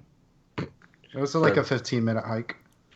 So, I mean, we can try and find Donna and see if he's going to join us for breakfast, or just the three of us are going to breakfast, and Donna is going to learn a lot of shit when he's drunk and on the road. I cast sending, and I send a message to Donner. Mm-hmm. and be like, "Yo, we're about to head down to breakfast. We don't know where you are, but are you joining us?" You can reply to this message. So after a few moments, you hear back, "No, eggs kind of make me sick. I'm good. Let me know when you're leaving." Well, Donner's not joining us. Eggs apparently make him sick. I mean, we don't even know if we're having eggs. Well, that's his problem. Whatever. I think he's fine. I think he's already got his breakfast by the sound of his voice. Liquid breakfast, always delicious. He didn't sound I mean- drunk either when he responded to your message. He didn't sound like tipsy or drunk or anything in that regard. He just sounded very matter-of-factly. Yeah. I- He seemed distracted when he said it, but he didn't sound intoxicated. Got it. Yeah, so we'll go without him, and then we'll just meet up with him once we're closer to departure. Okay. Cool. And So, as we yeah. walk out, I kind of whisper to Aya, "Can you talk to that goddamn bird?" And that's it. And it looks at you. So as the three of you kind of part, you see the bird and it opens its mighty wings again and kind of takes off as it starts circling, as it's kind of following you guys. Drummel, you're able to watch the shadow kind of circle, and it seems like it's following you guys to Grace's. All right. Less and less I trust this bird. I'm saying that to the group. Yeah. Just And I'm sorry. No, go ahead. No, you're fine. I was just saying as you guys walk, it's following you. Yeah, no, he's definitely eerie, I guess I would use to describe him. Yeah, that means dickish, right? Pretty much, yeah. Cool. I guess you could say that. Thok, you know anything about strange blackbirds? That they're birds and they're strange.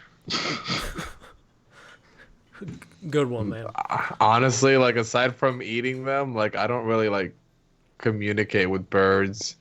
The last group I was, well, a few groups ago, we had a druid that was able to change into one, but wow, I haven't thought about him in years.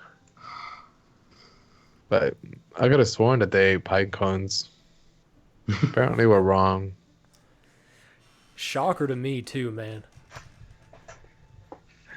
It might Well, be hey. a race thing. Yeah, we learn something new every day, boys. Huh. Are you So sure? what do you eat? Food. Like, I don't eat too Chicken? much meat.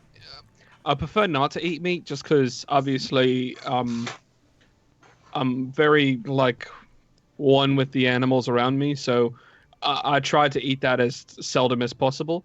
But if it's the only option, of course, I will need sustenance, and I'll just talk to the wilds to make sure that it's acceptable. But Yeah, but the You know- animals eat each other. Why don't you eat the animals? I just like to make sure that nature has its balance.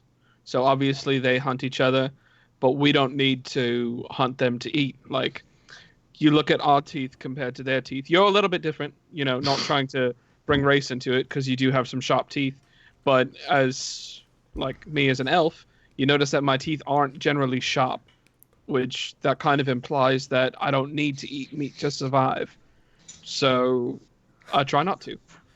Then whatever meat you don't want, then I'll take it. Damn, No, of Alder, you course. elitist as fuck. You're talking about just- being one with nature, but you think you're above nature. It's not quite the way that you're interpreting it, but all right. Yeah, Those okay. are the words you're saying. I don't know exactly where you're from, but I lived in the mountains. I'd say I'm pretty one with nature, and I definitely eat meat. I mean, I'm one with the sea, and I eat meat from the sea. Like, do whatever you want. I'm not saying you need to start eating meat. I'm just saying get off your goddamn high horse. I'm not on a high horse. You asked me what I eat. I answered the question. Yeah, and I thought your answer was a bit elitist. Well, that's what happens when you keep asking questions as to, well, why? Well, why? Well, why? You might not get an answer that you like. I'm sorry about that. None of us said why. You just told us. Legitimately, Thok, when I said I try not to eat meat, he started asking why, so I gave him a reason. Nah, I chose not to hear that. How about that eerie bird? You want to eat that eerie bird? Yeah. I mean, I'm just more so intrigued by it, but also annoyed by it. So, like, if you decided to try and kill it, I wouldn't stop you.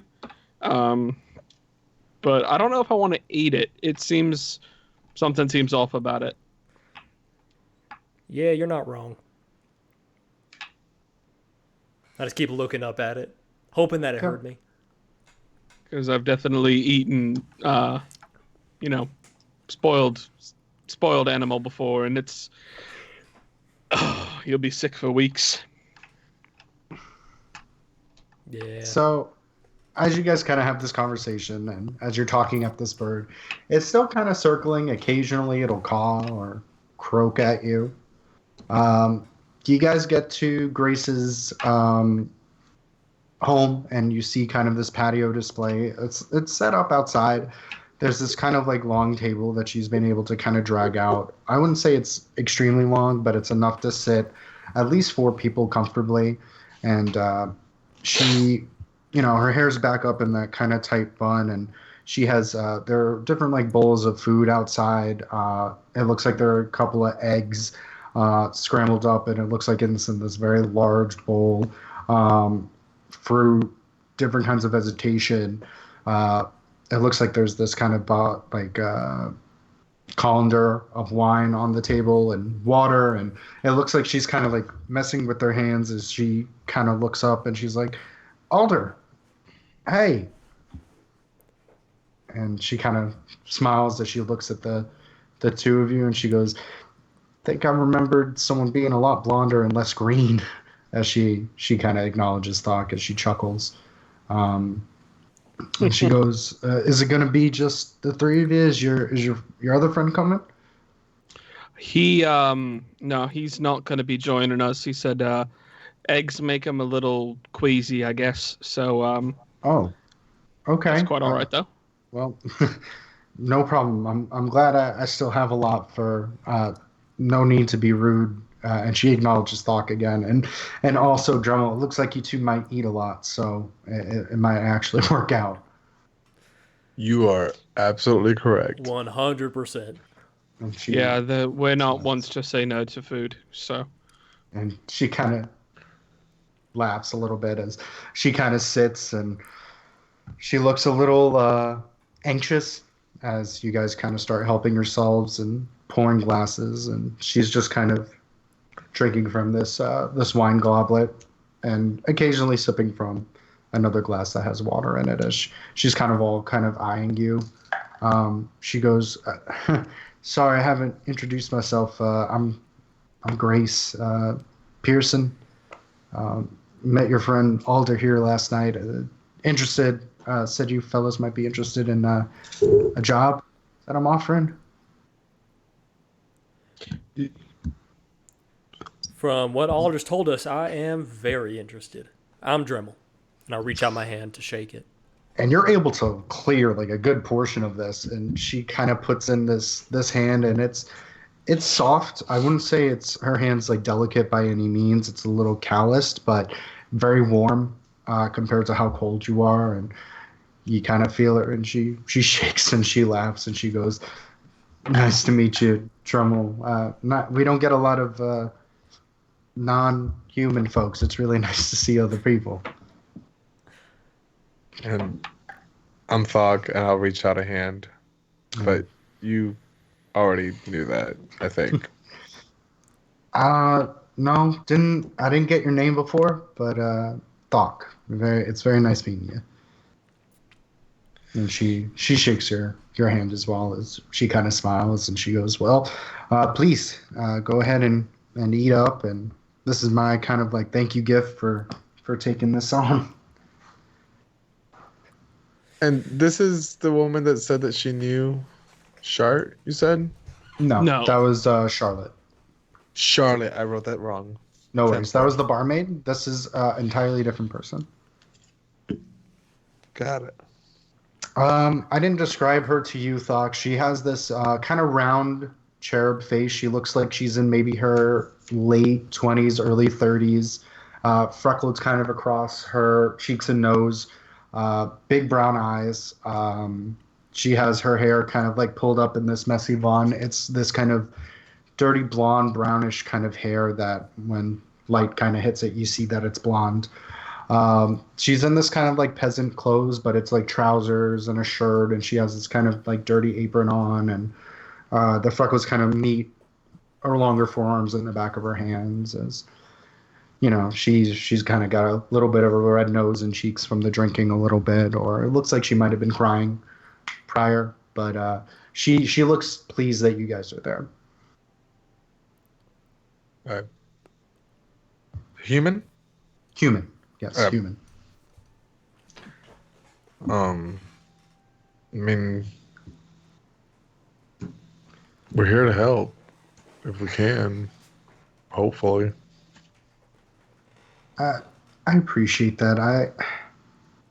I know what they say about me, and I was telling Alder, it's just a lot of people have been telling me to let it go, and that Rosalie was a very free-spirited woman, and that maybe she found something better in Sungolf, but she took my daughter too, and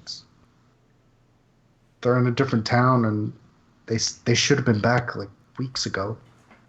Not even a letter. I mean, I've sent postage. I've waited hours and days. I'm waiting on weeks for them to come back, and they haven't come back. And I'm afraid something happened to them. Maybe like bandits on the way there, or I'm too scared to go looking for them. And I was told that I should let it go, and that, you know, people roughly go to Sungolf, they come back, or, you know, the town loves me. They don't want to hurt me, but that's why I put the ad out, and no one's taking it, except you guys. Well, it's a good thing, because we are the best group for the job. She kind of laughs, and she goes, I see him. What are your qualifications? Well, I'm tall, and Thok is tall, and Alder's smart, and Donner's tall. So you have 3 very tall people and a medium tall person who's smart. I'm just messing with you. You're not the first person we helped, and sure as hell won't be the last. She kind of smiles, and you kind of hear on the tapping on the roof of the raven's kind of or the bird's kind of clawed feet as it kind of hops down at the post as it kind of looks at you guys at the far end of the porch. So wait, are we outside? Yeah, you're outside on the patio. Okay. That she kind of dragged everything outside. I'm just glaring at the bird. Do I look at Grace. Grace? I almost said Charlotte. You're okay. Grace. I look at Grace and I was like, to help us out to know who we're looking for, do you happen to have like a painting of her, your daughter? Like, do you happen to know what, you know, give us an idea what they look like? I might be able to like locate them from far away, but I have to be familiar with them. At least have an idea what they look like. She kind of looks and she's like, there was a drawing of when we got married. Hold on. And you see her and she kind of gets up, and the 3 of you are kind of at the table, and Drummel, you're just drilling eyes into this bird as it's kind of like Get the bird. looking at you. He's making fun of us. And then I look over to the bird. Do I get a look off of it? Is it still amused? Yes, if Okay. not more so. I'm asking her about the bird. I pantomime shooting it with an arrow. And as you kind of like let go of the arrow, it kind of hops to the left, avoiding the arrow. Oh, he's good. I cast Mage Hand and I flip him the bird. And you see it, and it goes. And it just slowly keeps moving closer and closer to the bird. Bird does not flinch. As you're playing chicken with a giant bird. Hey, the hand can just stay there as long as I want. Okay.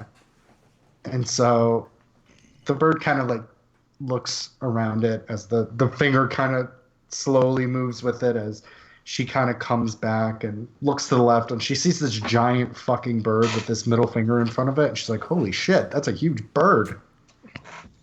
So you've never seen this bird around before? No, or like I think similar birds this large? I think I would recognize a bird that's the size of a fucking dog. Just asking. Okay. No, that's fair. You didn't bring that with you? No, he's been around. So. And she kind of looks at it and she's like, is that a crow or like a raven or something? It's an asshole, that's what it is. Yep, that's what I would say too. It's a pesky little fucker. How many hit points does your mage hand have? I don't know. I don't know if it has... I think it has like a Hit hit point or something like that. I know it can get dispelled, I think. Yeah, I'm looking. It says that it can't attack, activate magical items, or carry more than 10 pounds. So, I mean, I would say something like probably 1. Or it's just like a... well, if it can pick something... Yeah, let's say 1. Fuck it. So it's going to peck at the hand, and it rolled a nat 14. So I'm going to assume it's able to kind of peck it as it dissipates. As it kind of goes... Grace, do you got a gun? No reason. And she goes, what's a gun? No. She goes, Oh, do we not have guns in this universe? That's a piece of lore that you can definitely delve into. Do you know what a gun is? I don't know. I feel like I might. Roll a history check. Gracie's got a gun. Intelligence? Mm-hmm. 16. 16. You have heard from a very long time ago that there was a mystical kind of... It was almost like a tube with a trigger on it. It was called a gun. And you know that there was a gun built a very long time ago, that it had a lot of dark perceptions with it. And there was only one of its kind. So gun is not in the regular vocabulary. What was the thing that the big guy in the jail had? He had a cannon. Oh, okay. So like a little cannon. Think of it, yeah, it's like a little cannon. Like a hand cannon. Like a hand cannon. So there aren't really like pistols. There are cannons, but there aren't like... No one's been able to create the technology to make like a sustainable like hand pistol or hand cannon. Like a musket? Do they have that kind of level? Mm-hmm. No? Okay. But you kind of ask her that and she looks at you weird and she's like, I'm not sure what that is. It's like a big cannon, but little. And she kind of laughs. She's like, I can't say I have any little cannons here. All right. Carry on.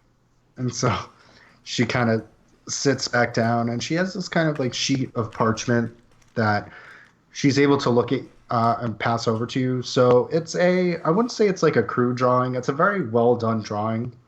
But you can kind of definitely see where she's kind of placed. You see these two women kind of holding hands in front of this massive kind of like tree with this foliage on it that's been drawn out. You do see, and you can identify Grace because she is the shorter of the two. And you see the second woman, she has this smile on her face. Her face is a little bit more angular, where Grace's is more round. Kind of nose comes to a point. She has kind of darker eyes, and she has a very happy expression as Grace does, as they're holding each other's hands. And as you're kind of like looking at this, she's kind of, you see her fiddling with her ring on her finger, and she's like, "Is this good enough that you might be able to locate, or do you need like something better?" No, I don't think know, I something. think this is good enough. I just need to familiarize myself with what they look like. Um, and this is it just the wife or is it both the wife and the kid? No, it's just the two of them. Okay. Um, yeah, and you can keep it. I don't need it. I just had to familiarize myself with it. Okay. And she looks at the other two and she goes, "Do you need to look at the picture as well? Do you need to know what she kind of looks like?" Her hair's blonde. When she left, it was kind of cut a lot shorter. It's kind of under her chin now. Taller than me, a little bit leaner, lankier. Um, How long has it been now? about 3 weeks. 3 weeks. 3 weeks. And I study the photo. You do, and you see these two very happy people. Just it looks like it's just it looks like they got married in front of this massive tree, and that there it must have been springtime because there's a bunch of different foliage that's kind of drifting down. Whoever rendered it was fairly good. Wow, this is lifelike. Who drew this? Oh, it was someone from her father's estate. Um, we had someone come out of Chessex to commemorate the ceremony. Priest of Soon to arrange the marriage and give us our blessing and all of that. I assume is one of his assistants or the priest's assistant. Well, y'all look very happy, and I sure hope to reunite you two lovebirds. And she kind of smirks and she goes, "Oh, I hope so too." I hope she hasn't forgotten me. I'm sure she hasn't. That takes at least 4 weeks. And she kind of smirks and she goes, "That's fair. That's fair." And I'm just smiling at her, trying to break the mood a little bit. Yeah. What else can I help you with, boys? Do you need like I'm sorry, I don't know how adventuring kind of works to track her down. Is there like an article of clothing you need? Is there something you might need of Harley's? I personally don't need anything else. I think you've provided enough. And thank you so much. Hopefully that'll help. Do you guys need anything else? DM, Mm-hmm.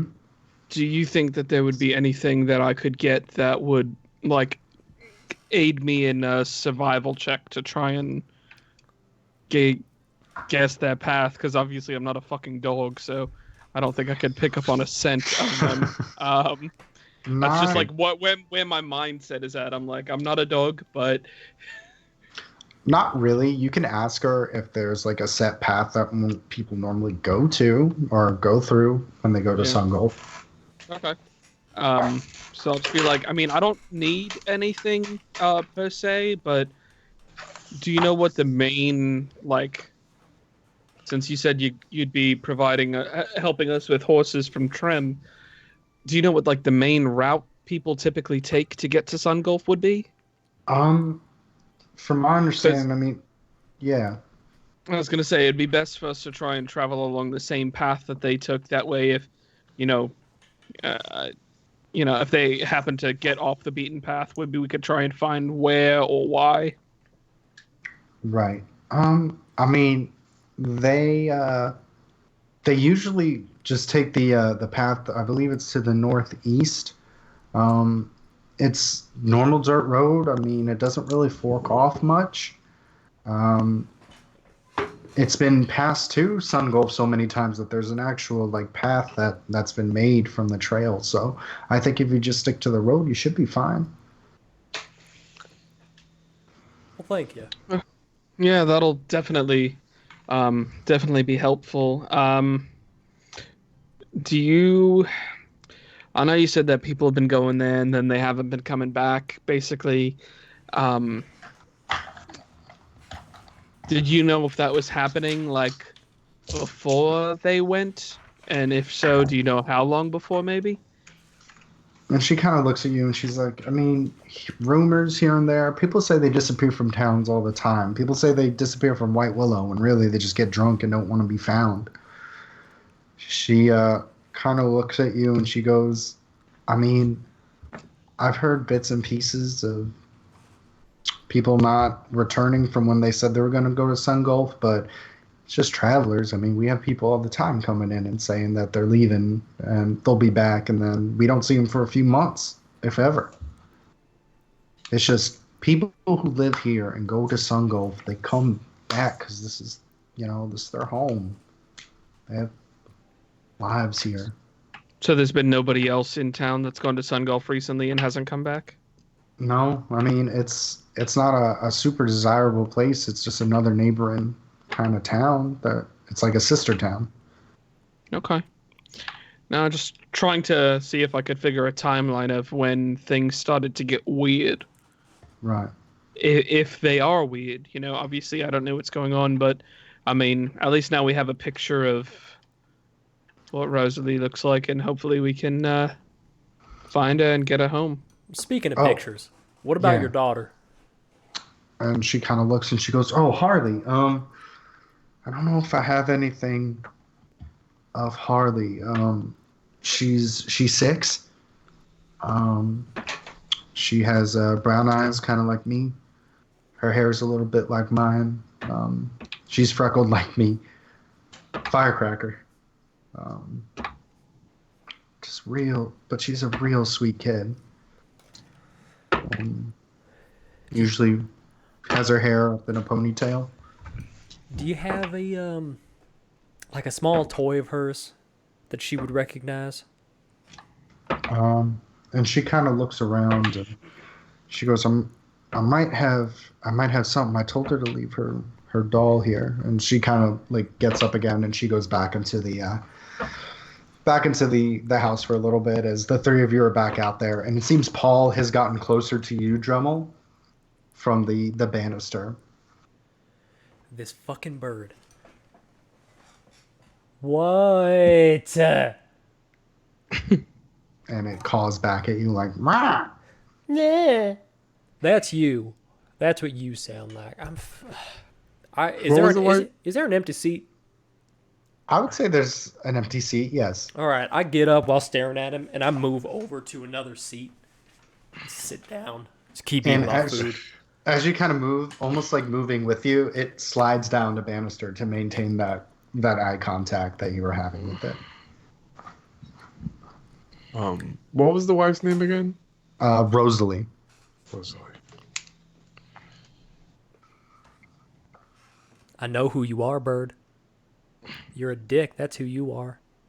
That's all you'll ever be. Bless you. Thank you. Sorry about that. As Doc sneezes at the table. Boogers just go flying everywhere. And it kind of looks at you, and Alder, you're just getting more and more of this amused, kind of like smug, very amused by whatever Dremel's doing with this bird. This bird looks very satisfied. So it looks more amused by Dremel in general than anything. Yes. Like, I'm literally just going to be like, Dremel, like, you just need to forget that it's there. You just need to not pay attention to it. But it's right there. I know, but it wants you to do that.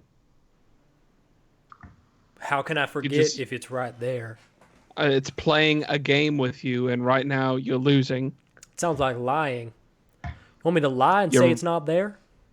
Yes, that's what you want to do. I'm doing this to the bird's face. Not close enough that it can peck me, though. I was gonna say, as you get closer, it kind of opens, but it just kind of like chirps at you. Fucking, you're not my mom. I'm just saying, it's very amused by you right now. So for some reason, it's going to continue to fuck with you if you keep paying attention to it. Stupid ass motherfucking bird. And I'm just eating while mumbling to myself about how much I hate this goddamn bird and everything it represents.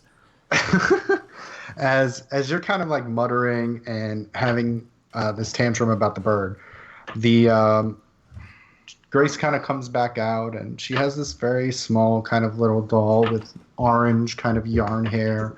Has a very simple little face that it looks like was painted on, and she kind of gives this little doll to you, and she goes, I told her she needed to keep it here, so yeah, I wanted her to take her doll, and she said that she needed to be here to make sure that I wasn't lonely when she was away. And I told her I would look after her doll for her. And she kind of sets it gently next to you, Drummel, and she goes, Did you switch chairs? Yeah, this fuck it. This bird's a piece of shit, and I was trying to get away from it, and it just keeps following me. And she kind of looks like, I feel like that's a bad omen for something. No, it's just a dick bird. Ah! Yeah, fuck you too. Chirps back at you. Listen, Grace, we're gonna find your family. We have the 4 best adventurers and the best little doll search that the Sun Gulf has ever seen. And she smiles again. Yeah. Do She you looks at have? though. I look at Grace and I ask, do you happen to have like a comb or a brush that Rosalie would use potentially? Can would I be able to borrow that? That could Sure. potentially help with finding her. And we'll return all these items, of course. Like, Sure. hopefully with them. She kind of rubs the back of her head before she sits down. She kind of collects some of the plates too, and she goes, "I'll be right back. Let me put these down." And I think I still have her hairbrush. Yeah, give me a few moments. Okay. Mm-hmm. Man, we just keep sending her to go rummage through the house. Jeez. It's. I forget I can do things. It's okay. The more we have, honestly, the better it'll help us find her family. No. Absolutely. You're totally right. Stupid fucking bird. Drummel, do you want me to kill that bird? Yes. I've been waiting all morning for you to say that. What do I have? I don't I even don't know know. what you have. Do I have a dagger? No, I have a hand axe. I throw the hand axe at the bird. Okay, go ahead. No, and you roll don't. No, You don't gave have it the to hand axe. Drummel, didn't you? Or You gave it to Oh Donner. shit! Oh, You're right. Donner. I have it unchecked. You are 100% correct. I have a trident. you're gonna throw a trident at it? Is a trident like a versatile weapon? You It can is throw versatile. it. You're gonna throw a trident from this patio to this bird? No, because I don't want to lose a trident. It's fair. I mean, it's just a trident. I don't. It's also just a bird. Jesus. Well, it's my gift from Wizard Steve. It's not just a trident. Who? You don't know him. It was a And long you hear in the back of your head, you land hear, far, far away. learn from my mistakes, my dude.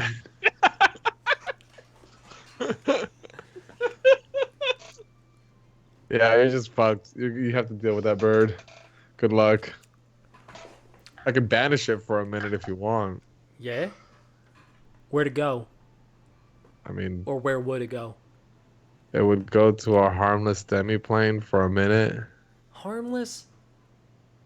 I mean, Fine, just do it before Grace gets back. okay. I cast banishment on the bird. What's the check for the bird? Charisma saving throw. 17. Okay. So you kind of concentrate on it, and the bird kind of looks at you, and you kind of feel this hum as you cast banishment. And the bird kind of, you see its image kind of shift a little bit before it kind of just stays there and kind of, now it's looking at you, Thok, as you tried to cast banishment on it. Fuck. Well, that didn't work.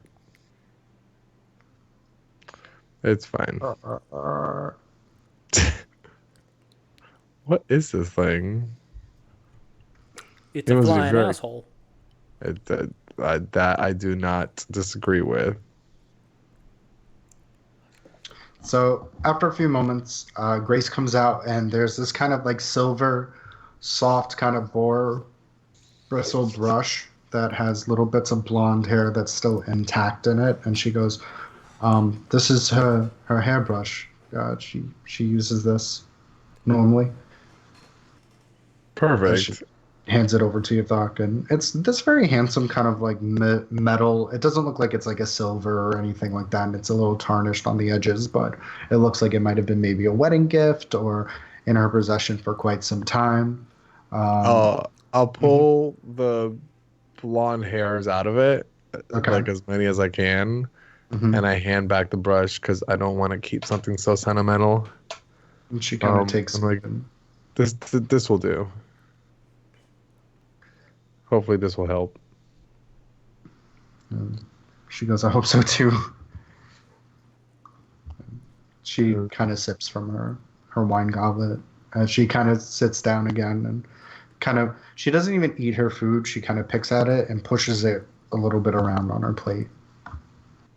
I put my hand on her hand and tell her we will find them. And you kind of see her in her eyes are very glossy as she kind of smirks and she goes, "Even if she did find something else, I gotta know. I need to know what happened to my girls." We'll let you know. You smile and she goes, "Thank you. Trim owes me a favor, so I know he'll be able to give you the horses. As far as boarding them at Sungolf, if they have anything, I mean, it might be a little bit pricey to board them, but I could definitely give you the horses unless you maybe can tie them up in the forest before you get to the town. I'm sure we'll I mean- figure it out. Don't stress about that. Yeah, just I can't replace the horses if something happens to them. That's all." Understood. No, and I mean, I won a little bit of coin last night at the fight pit, so if we have to put them up somewhere, maybe that'll help. She kind of nods. And kind of sniffs a little bit as she goes, "Are you guys still hungry? I think I might have some more fruit or something inside if you guys are still wanting some food." We'll be okay. Not so fast. I will take any food you're willing to give me. She kind of smiles and, I'm gonna get more wine. I'll be back." She kind of gets up again. It's again the three of you, or the four if you count the very large bird that's kind of hanging out with you.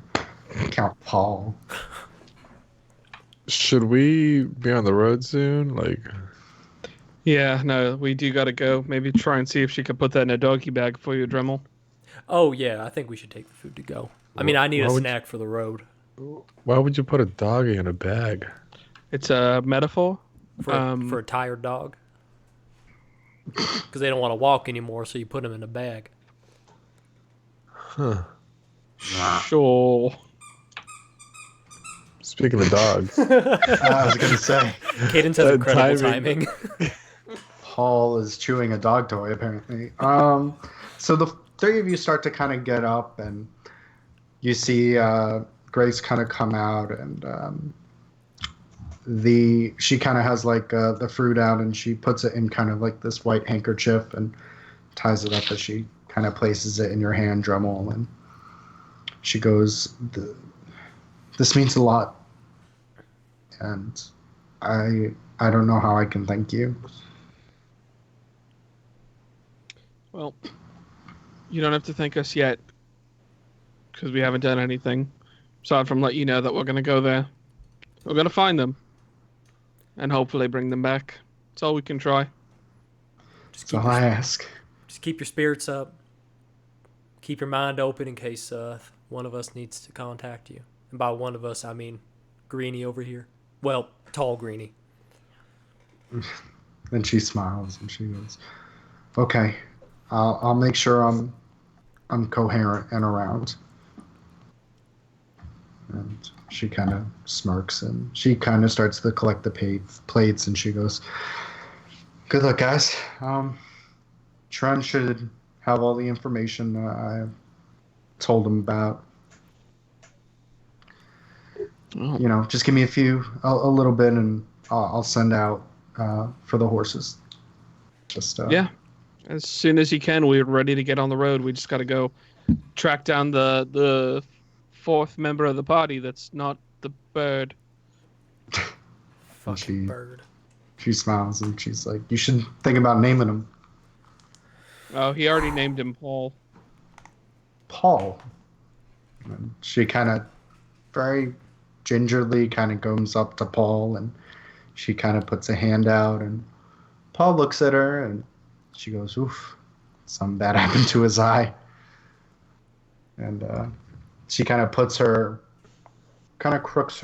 finger and kind of smooths the feathers down on his breast. And you kind of hear this kind of chirping as Paul kind of puts his head on her wrist as she kind of gingerly takes her hand back as he kind of flies out. You see him circle again, and it looks like he's circling around the town for a little bit before landing on top of the hut where Ashiki lives. Who's Ishiki? He's the old gentleman you met when last time you were here. Ah. You didn't exchange pleasantries. You just kind of said, "Hey, maps," and he's like, "Okay." The knowledge person. Big brain Yes, the cleric of Ayun. The one who's making Dremel a healing potion. boy. Big brain boy. So. Well, I think it's time for us to get going. Yeah. I think so too. How long, Grace, how long do you think until Trem should have the horses ready? I wouldn't think more than about 15 minutes. I'm gonna go walk to the tavern and let him know that I am cashing in my favor. I'm just gonna clear up a little bit. Hopefully, I'll see you there. Sounds good to me. She kind of smirks as you see her kind of collect everything up, or at least start to. Well, boys, if we have anything else to do in town, I guess now's the time to do it before we head out. Yeah. I don't have anything to do in town, but the first time we take a break while we're on the path, I want to try something out. Did you, this might be meta, did you get the maps already from Ashiki? Did I? Yeah, I thought you were trying to get something from Ashiki as well. No, he didn't get the. He didn't. He hasn't spoken to him since the other day, since yesterday. Okay. Well, I got to visit Ashiki, so I know, Thok, you talked to him too. Did he help you out already?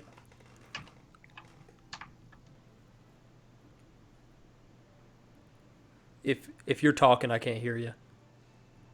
Oh, I think he's his mic. talking. I think you got cut off. While Carlos is getting that, so the three of you kind of set out towards Ishiki's. I'm going to assume, Mulder, you're kind of tagging along. Yeah, I'll just be there. Okay. Kind of have your hands in your pockets, and Paul is kind of like looking at you guys from the top of the hut. As you guys kind of get a little bit closer, it kind of goes off to another far-off building where you just kind of see it's kind of pressed against one of the suns as you just see the silhouette of it. Oh, I think I heard Carlos. Yeah, sorry about that. I don't know why. I just kicked my audio out. No worries. Welcome back. So you just kind of see the silhouette of Paul in this massive, it's casting this massive shadow from where it's standing by one of the suns. As the four of you kind of approach, for the first time, Ashiki is not outside his patio. It looks like his doors kind of open, or his doors close. And after a few moments, you actually see the door open and Donner kind of comes out, and you see him, and he's kind of like, his face is a little distraught, and under his eyes are a little bit puffy, and he's like, oh, hey guys, here was breakfast. Yeah, Delicious. It's good. yeah. All right. She had cool. more than just eggs, so you missed out on some stuff. Sucks to be me, but eggs, maybe it's an allergy. I'm gonna get my stuff. Yeah. Yeah. And you see him, and he's just kind of like, as he kind of walks over, and Ashiki kind of comes out as you just see Donner doesn't make eye contact with any of you as he just kind of beelines for the tavern. And as he's walking away, I say, hey, we're heading out in 30. And you see him, and he kind of puts up a hand, to acknowledge you, as he's kind of still, hands kind of in his cloak, in his pocket. And Ashiki kind of comes out, and he looks a little flustered, but he kind of smirks, and he goes, oh, hello, everyone. Dremel. And he kind of looks over at Falk, and he goes, Thomas. Fuck. And he smirks and he goes, nice to know you and then meet you. And he looks over at Alder and he goes, Alder. And he kind of puts his hands in his cloak and he goes, how can I assist you boys? Well, we're about to head out to Sun Gulf, and I was hoping that you had those, whatever you turn those mushrooms into. Hoping you had them ready. Yes, the fermentation for the mushrooms. And he kind of goes over to the side. You see this little jar, and he goes, so it doesn't necessarily have healing properties to the extent, but I was able to pick and sift through about 10 of them. And I'm not very well versed. And he looks over at Alder, and he goes, you're a druid. Do you know perhaps the enchantment that druids can do called Goodberry? Oh, yeah. I'm familiar with Goodberry. So these are the equivalent of that, where if you're able to eat one bulb of one of the mushrooms, you're sustained with fullness for the entirety of 24 hours. And I was able to get about 10 of them for you all. Now, just when you mentioned that, does it also give you the healing property of the Goodberry too, or is it just the sustenance? It's the sustenance. There is a mild healing property of it. It's not going to be to the extent of, say, a lesser potion of healing or a potion of healing per se, but it will at least sustain you and have mild healing properties for it. No, that would be good. Dremel, obviously when we get out of here, I'll give you a full explanation of essentially, what to expect. Oh, thank you kindly. And he kind of gives you this jar that has kind of this cheesecloth over it that he's kind of twined together. And he's like, it's important that you let this breathe. If you completely cover a mushroom or a spore of this kind, they have a tendency to rot and kind of suffocate and die. We want to make sure that there's still some kind of airflow going in. Does that make sense? Oh, yeah, it does. I lost a bag already to that. So, where were you 2 weeks ago? Yeah, probably here. Again. Actually, no. It was on a different continent. He kind of chuckles at you. Just like that. Mr. Thark, I believe your friend Thomas was looking for maps. I'm still rifling through them. I have much older maps. I'm trying to see if I can update them to an extent for you. At least within the past century, I have much older ones where things look a lot different. So I'm still going to need a little bit of time on that. But I am working on it for you. Of course. Thank you so much. Will you boys be in White Willow for a while? Well, we are about to head out to Sun Gulf, but the mission that we're going to be doing there, we aim to come back. So wonderful. Okay, wonderful. Yes, when you come back, hopefully I should have at least a good portion of it together for you. That would be appreciated. I'm hoping that we won't be gone longer than a week or two, because since we'll be traveling by horse, it should only be about 2 days away? I would say about 2 or 3, yes. Okay. So, I mean, that should give me more than enough time to sift into the research, see if I can make some kind of map for you, cartography. It won't be the best, mind you, but I'll be able to at least give enough information on it. Oh, That a- anything will help. Honestly. Well, before we let you get to that, though, and before we head out, since we're going to be leaving in a minute, you know anything about that giant black bird that's just been flying around here? Giant blackbird. I'm sorry, I've been inside. Is it here still? I'm pointing at it. And you see him, and he kind of moves out, and he gets eclipsed by this shadow, and he goes, "That's very, very strange." And you see him, and he kind of pulls out a piece of parchment, and he puts it up against the sun, and you see him with like a little piece of charcoal as he kind of outlines the bird. And he goes, "Very, very interesting." He's also got a hell of a scar on his right eye, if that means anything to you. Let's find out. And he goes, "I don't quite know of that, but maybe it's just Scrappy." Could be. No, he's been amused any time that we tried to communicate with him, but we're getting nowhere. Not the talker, so...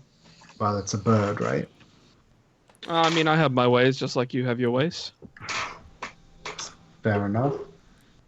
And he kind of smiles and he goes, "Very curious. Watch your friend, Donna. He came in looking for answers, but I think I gave him a little bit more questions than what he was looking for. But he seemed a little whelmed. Just keep an eye on him." Well, we're trying. He ran off this morning, but We'll watch him. how... He kind of smiles warmly and he goes, "May Ioun's knowledge be granted upon you as you trail off on this journey. Please, be safe."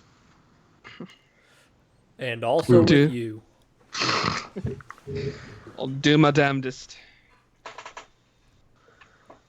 And he kind of nods and smiles as the three of you start making your way back to the cracked tankard.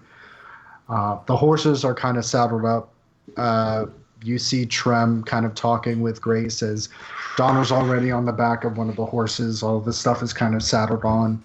It seems like your kind of gear that was there has also been packed onto 4 different horses. As you see Donner, and he kind of has his whiskey bottle open as he's kind of bearing a hole into the ground as caps it, and he goes, "All right, you guys ready?" Ready as I'll ever be. Yep. Might as well get a road on. You see him, and he puts the whiskey bottle down, and Grace kind of smiles at you and says, "Thank you guys again. I can't thank you enough for this." Like I You said, don't have to. no thanks yet. We've got work to do. We'll get your family back. We will. Kind of has this sad but hopeful smile on your faces. The 4 of you kind of round over, and you guys all start to trot out as we will end it for the night. Go off into Sun Gulf, baby. Hey. Must be the money. Oh, I'm gonna have that song stuck in my head. Hell So, yeah. thank you guys. I'm gonna try to pull the pad again. If you're on YouTube, like, comment, subscribe, ring that bell. If you're on Twitch, give us a follow. Instagram, also give us a follow. Thank you guys so much. Josh, do you want to thank people in the chat there, bud? Hell yeah, I do. A big old Yeah. thanks to Atten, Commander Root, Fam UZP, and Gandalf the Babe. That's We what's love up, you. fam. Yeah. I couldn't tell if it was like Fam or Fam U. But Fam. regardless, thanks, Fam. Fam us up. Fam is a bird. Family. Oh, family. Oh. Well, Dude, I got so pissed it took you that long to figure out the whole Thok thing. The Thok shart thing. Oh. I had no idea too. And anyways, we'll talk about that later. Yeah. All right, everyone. Have a good night. We love you, unless you are a giant bird, in which case we hate you. So Or have a good night, Thomas. everyone. Or Tom. Fuck Tom. Fuck Fuck Tom. Tom. Fuck Tom. Bye. Bye.